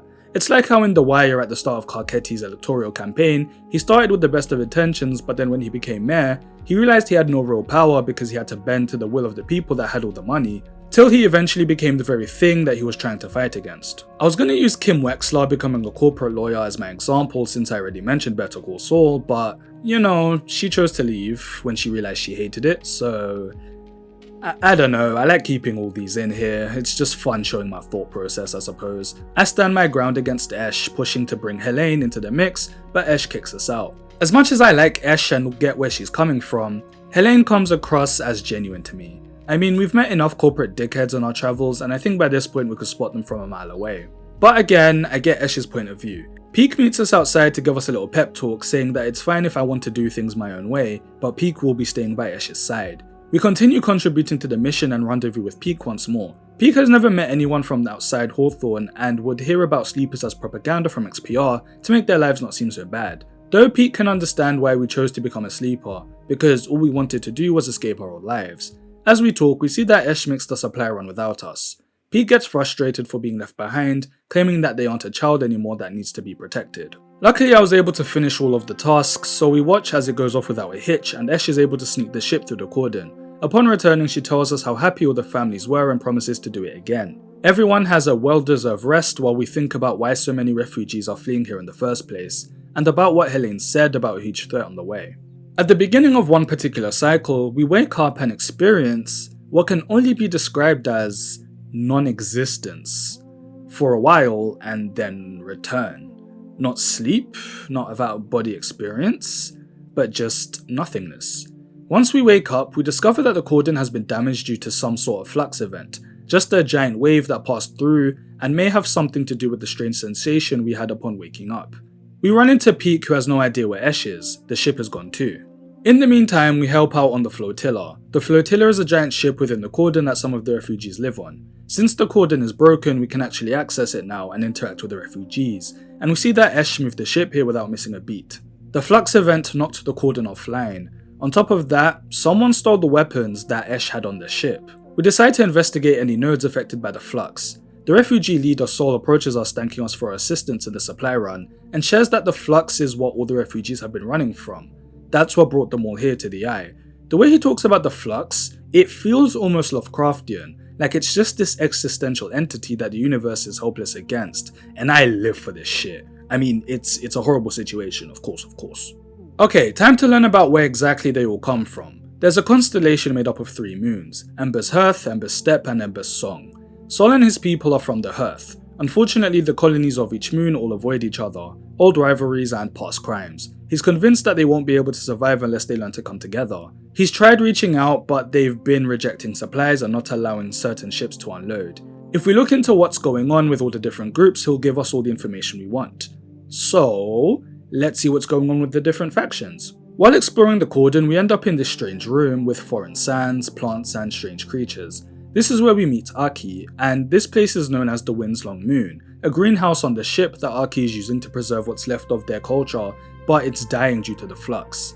Aki says if we have no business here, then we should leave. But all those cycles I've spent doing agriculture work on the Greenway, along with the time I've spent with Talha and learning to preserve one's culture, compel me to help out around the place. We wear oxygen masks because of the dust. This is what remains of Ember's Steppe. After some time, she opens up to us. The clothes she wears are made up of the materials they extract from the ground and wildlife.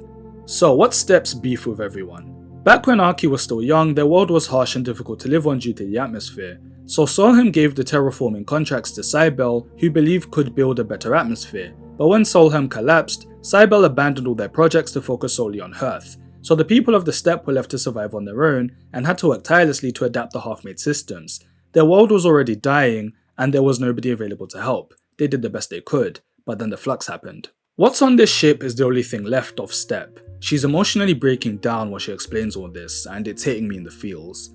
As they all tried to escape, not everyone could fit on the ship. We'll help do everything in our power to prepare defenses for her ship against the next flux to preserve what's left of Steppe. As a sleeper, I can rearrange the structure of systems, but not shut them down. As we help Aki, she ponders why we preserve culture while the universe ships around it trying to leave it behind.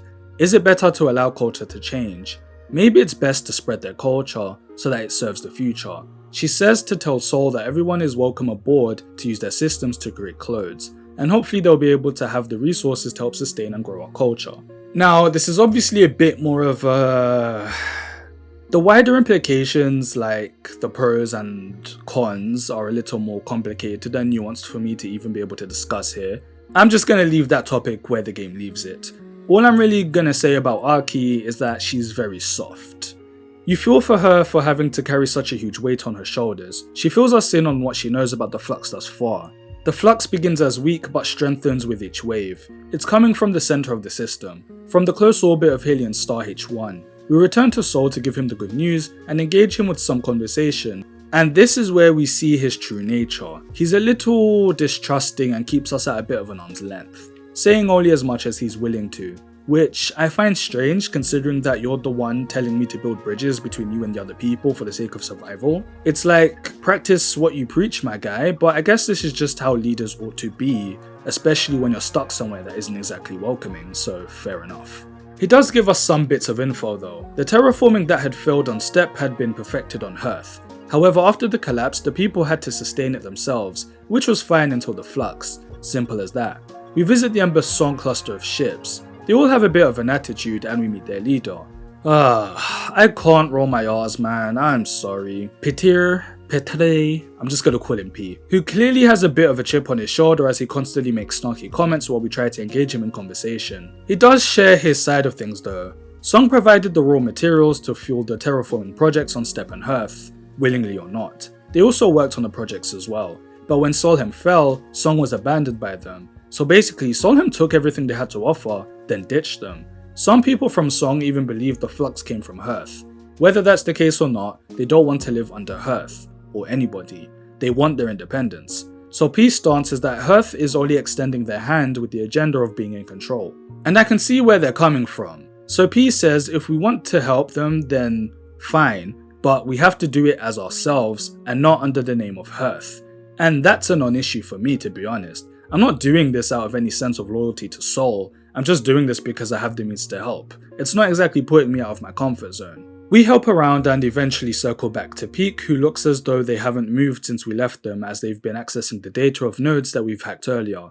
They ask if we've heard of the Khan channels. No, so it's basically like teleporters but only for raw materials, not objects or people. Solheim had a Khan channel but shut it down before the collapse. Someone is trying to start up the channel. The flux is a wave that the Khan channel produces. Nodes affected by the flux are appearing all over the eye, so we do our sleeper thing and access them. After gathering data, Peak determines that the flux itself isn't what's causing systems to shut down. There's a shadow entering and corrupting these systems after the flux happens. Peak is trying to monitor it, but it only moves in our peripheral vision, like it knows it's being watched. Ugh, I'm loving this, a creature that's constantly escaping our sight. We give Peak time to build a case to present to either Sol or Helene, so in the meantime we check in with P, who rants to us about how tired he is of dealing with the feeling of constantly being beneath the world. And he's also tired of resisting. He says all this while looking so lifeless. I can relate to that shit, man. After seeing us work, he opens up to us a little more. He used to be a teacher in mechanical engineering. He and his students were well respected because they were a significant piece in keeping Song running since its atmosphere was so harsh. But what's his role out here? The systems they built in Song are useless in this orbit. We tell him to find people to teach. Songs are stubborn, they resist everything. If it means helping others resist those same pressures, then so be it, giving him a new lease on life. We also start to question if Sol sees us as a tool or an ally. Speaking with Sol again, he tells us about the flotilla and how it ended up being the ship that transported those from Hearth to here. He was just a humble farmer and they had to build the ship in order to transport crops. It was them that saw the flux coming and planned for the evacuation. He wasn't planning on becoming the leader but was elected to because he knew the ship the best. Though now that the flux has hit the eye, it's time to pack up and move again. So he asks us to assist with upgrading the ship with the resources here. He wants to aim for somewhere along the belt where people have been rumoured to be rebuilding since the collapse. Personally, I'm not interested. I think I'll wait to see what Pete comes up with. Can I blame him though? Nah, it's kind of like finding out a tsunami's personally chasing you, like, are you really gonna stay behind and fight it? I'm a sleeper, so I've got capabilities other people's don't, so of course I'm going to be looking for a solution. Peak appears with a USB full of compiled data. They can't grab the shadow, it's like grabbing water. They suggest we tell both Helene and Sol. That's something that makes me laugh about this game. Sometimes it will set me up to think that I'll have to choose loyalties or something, but then it just lets me down like with Sabine and Rabia. They just sort things out amongst themselves and it's actually very refreshing. It's like, damn, so this is what reasonable adults behave like. We tried to get Peak to come with us but they refuse. It has to be us to convince both Helene and Sol alone because we're part of the Eye and Peak is the outsider. First time being told by somebody else that we belong here and they're the outsider. We send them both the data and meet up. Sol recommends giving up hope and fleeing because with Heavenage's help we can run away ASAP. Helene struggles to make a decision. My line of thinking though is that running away won't solve the problem. What happens if the flux finds us again? Are we just gonna keep running? Kemp, a senior counselor, interrupts the discussion, trying to use the data to support his side about getting rid of the refugees, claiming that they've brought this virus with them. As he gets Heavenage security to arrest us, turns out Sol brought his own backup, using Esh's weapons that he stole from her ship. You crafty motherfucker, causing Kemp and the security to back off. I'll give it to Sol, he's a dickhead for stealing those weapons, but I can't help but like him as a character. He has an underhanded way of doing things in order to ensure the safety of himself and his people. Like I said, he kind of just does what a leader would and he's not used to being in a leadership role, so he's not exactly going to be playing things by the book. He's extremely cautious and he keeps his cards close to chest, only ever revealing his hand when he has to. Liking him is pushing it, I just find him very interesting. That goes for the other moon leaders too, so trying to rely on Heavenage is out of the question. With no other solutions, Sol is dead set on leaving. When we rendezvous with Esh, she's dead set on leaving too, but Peak wants to stay and help. Once we tell Esh about where her guns went, she actually approves of the decision, but only because she knows it'll piss off Peak because they're mid-disagreement right now. Esh is so petty but in a funny way. Okay, we have 12 cycles until the next flux. After hours of trying to come up with a plan, we notice that the shadow entity can't reach the Greenway. We summarize it has to be because of the Gardener. Should we try to unleash the Gardener out onto the rest of the eye in order to protect it from the flux? It may be possible, but we'll need to find a way to create a specific path for the Gardener to follow so that it can get to the core without spreading everywhere else. We need to create plants for the Gardener to tend, but we need access to the core. Time to contact Feng. I've actually missed him, it feels like it's been forever. He knows about the flux, he's been looking into it due to the old systems changing. It's also really funny how Feng and Peak have completely opposing personalities, so they clash a lot. Feng is hesitant to help us since he isn't sure we can trust Peak. But Peak rants about the fact that they've more than proven to be a friend to the station, not to mention that Feng works for Heavenage, so if anything, Peak should be wary of him. I love this moment for Peak firmly standing up for themselves. Peak gains his trust and he gives us his card. We give him a firm manly hug and leave him so that we can plant our seeds. As we head for the core, we run into Castor. Yeah, remember him, the man of 1000 projects? I don't like your presence here. He invites us to play another round of Talva. As we play, he tells us everything. He works for Senate Stat. They own the entire H1 system after the collapse. They're the ones activating the Khan channel. It'll become the frontier town within 7 rich systems. Castor is here to collect data and calculate the risk, to see if it's worth keeping the current systems like the Eye intact. He sees great promise in us as a sleeper since we can access and control elements of cyberspace. He wants to recruit us, whether by choice or by force. And we're frozen in place. Most likely due to the bug Castor planted on us earlier during the whole thing with Lem. This shit was genuinely terrifying. It was like that moment from Bioshock. You know the one. So yeah, to me it seems like the only reason Castor didn't have an issue with us breaking our agreement from before was because he knew that at some point we'd reach this moment. Peak appears asking if Castor is our friend, but we're frozen and can't respond. They place a hand on our shoulder and ask if everything's okay. At this moment, Castor's eyes leave us and reaches for something. He intends to harm or kill Peak, but we're able to shove Castor at the last second, knocking the unidentified object out of his hand, and we run. We head down the elevator as we both stand here with high tension in the air. Peak talks about how they're gonna see this through. They're done running. We're gonna put an end to the flux here and now, because they need to settle this within themselves. With strong resolve, we both agree to see this through to the end. What a great character. As they put the seeds inside, we can hear a wire-like heartbeat, until it turns into a voice. It's Navigator! I legitimately smiled when it appeared. It's been hiding in the core. It's going to help us out since it owes us its freedom. It's going to guide the Gardener around the core. We take one last look before we leave, and Peak embraces us. We check in with Sol. He basically tells us to micromanage the other crews. P and the others plan to escape without Hearth and Step, to get out from under their shadow. As we help load the ship, we question our place in all this. Is the Eye truly dead? Was the Eye just meant to be a temporary stop for us? Is it home, or are we just stubborn? As these thoughts pass through our minds, oh, it's Tala, my love! She runs up to us and gives us a big hug. She's leaving to chase after her brother. She offers us the key to look after the bar, but I tell her I'm not so sure about staying because I'll follow Tala anywhere. We also bump into Rico. We give her a tour of the dust house as she's curious about the Ember Steps agriculture. We hold her arm and show her around. She wants to stay on the Eye. She knows she doesn't have much time left and wants to use those days doing what she loves. You know what, Rico? I abandoned you once to become an entity beyond human comprehension. I won't abandon you again.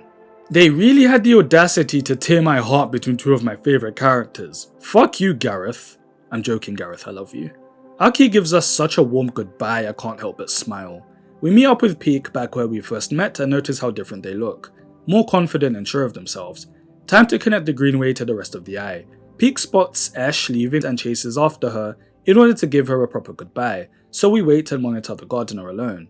And of course, Castor appears. Apologizing for before, he makes us a deal. He'll protect us, and in exchange, we be the one to facilitate the handover of the Eye to Senate Stat, but that means handing over control of the Gardener in the process. You know, the more I see of Castor, the more he reminds me of Prop Joe from The Wire. Bro always has a proposition to make. Anyway, I refuse, because I am done with handing everything over to a large corporation. This entire story started with the fact that I gave my entire body away, and it's time I stand on my own and live on my own terms. Not to mention, I'm not about to throw Gardener and Navigator under the bus for the sake of my own survival. That's a bitch move. We push past him, we catch up with Peak trying to convince Esh to stay, but she pieces out of the plot. Sol then appears ready to leave and we have to make a choice as to whether we're getting on board. I'm so tempted to leave, it's not even funny. But I've contributed so much here and I want to see it through to the end. To persist is to believe that a future, any future at all, is possible. And I'm just gonna read this last epilogue to you.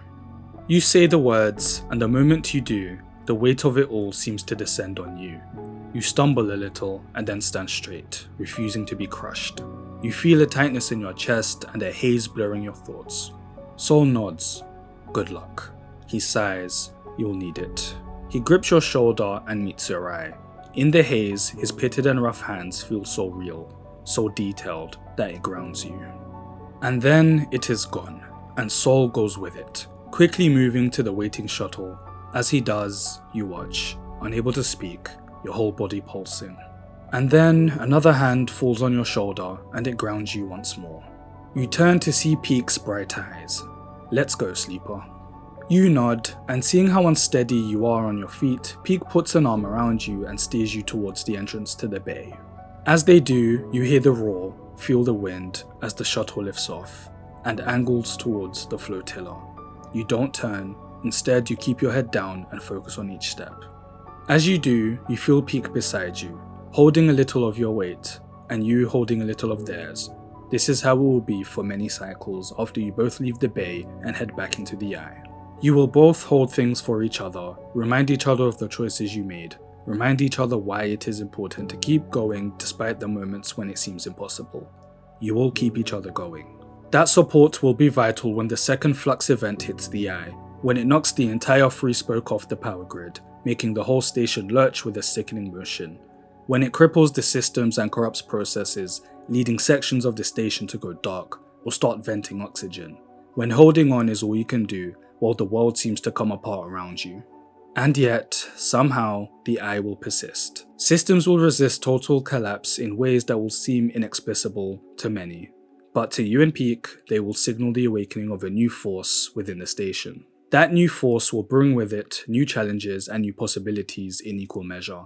Strange growths will be reported all around the station in the wake of the flux event. Fungal crusts pushing through pipes and wiring. The eye will go wild, becoming a station of increasing unpredictability, prone to a seasonal rhythm of spore clouds and sudden growth spurts. There will be a strange and unsettling beauty to this paradigm shift as the greening of the station turns it from a corporate ruin to some altogether new assemblage of biological and mechanical structures. Rika will take on this challenge with the energy that seems impossible for her age, and until her final day, she will delight in the new mysteries the Eye and its gardener produce. And as this new era consolidates around the station, you will find yourself back in the rhythm of odd jobs and loose contracts, working to keep the Eye running and your own needs met. But now, many residents will call for you specifically, and before long, you'll be known as a fixer, a helper, a friend to many. And on occasion, after a long shift at the Bantayan, you will hear the sound of the stray mewling, and you will crumble up some food and sit and watch the cat eat as if it's the only thing in your world that matters. However, into all this newness, the bad old ways will still intrude. Senate Stat, frustrated by the Eye's resilience, will begin to send more physical threats, and supply ships and traders will suddenly stop arriving, stopped by a blockade of corporate militia. Life on the Eye will be punctuated by wide-channel broadcast from Senate Stat stating legal precedents and quoting deeds of ownership, staking a claim on the system. Meanwhile, Heavenage's hardliners will fizzle out, losing their grip on the Heavenage Council. In their wake, Helene will spearhead a series of reforms that will scale back Heavenage's overreach, returning them to the caretaker role they had always intended to fulfill. As the cycles roll on and the threats gather, new broadcasts will join them, sent by Conway Extractions, making counterclaims on assets within the Helion system, and many on the Eye will grow quiet, losing their appetite for debating these political machinations as they tilt inexorably towards a corporate war. And ever on the Eye will spin, growing now in strange ways, haunted by strange new growths, and hosting cultures of increasing resilience. As the Helion systems descends into crisis, you will find comfort in the fungal patterns, the familiar conversations, the spices and the smells that will accumulate around you as your body continues its unavoidable decay. They settle around you like a veil, and in time, it will be impossible to see the eye without seeing its many variants and versions, pasts and potential futures. And this masking of the world will mark your approaching end. And one cycle, far from now, that accumulation of memories, of tastes, of people and places and moments will be the last thing you let go of. But for now, there is only you and Peak, arms around each other, walking slowly out of the bay. Two figures born of crippled systems, linked together, continuing despite your origins. And in this frozen moment, you focus on only the next step, because that is the only way you have learnt to persist. And to persist is to believe that a future, any future at all, is possible. Damn, I'm tearing up, yo. I would go over the other ending, but it's basically just us getting onto the ship and listening to everything we just were told from the other ending, but through radio stations. It's essentially the same. But that's kind of the idea, that either way, the eye is in constant change. I think that's what sums up this game in a nutshell. At the end of the day, your entire existence is just a tiny blip. So enjoy those little moments, those little interactions, those little moments of joy, those little moments of sadness, because at the end of the day, the world keeps on moving. Citizen Sleeper 2 should have just been released by the time I put this video out, or just being released. And if you've enjoyed this video and it looks like your type of game, please support the studio and purchase this passion project. I will look at Citizen Sleeper 2. It probably won't be the next video because my Neanderthal brain does need some combat, so I'll most likely be looking at Romancing Saga 2 or Dragon Quest 3, but it will definitely be the video after. Thanks for watching, take care, and stay safe.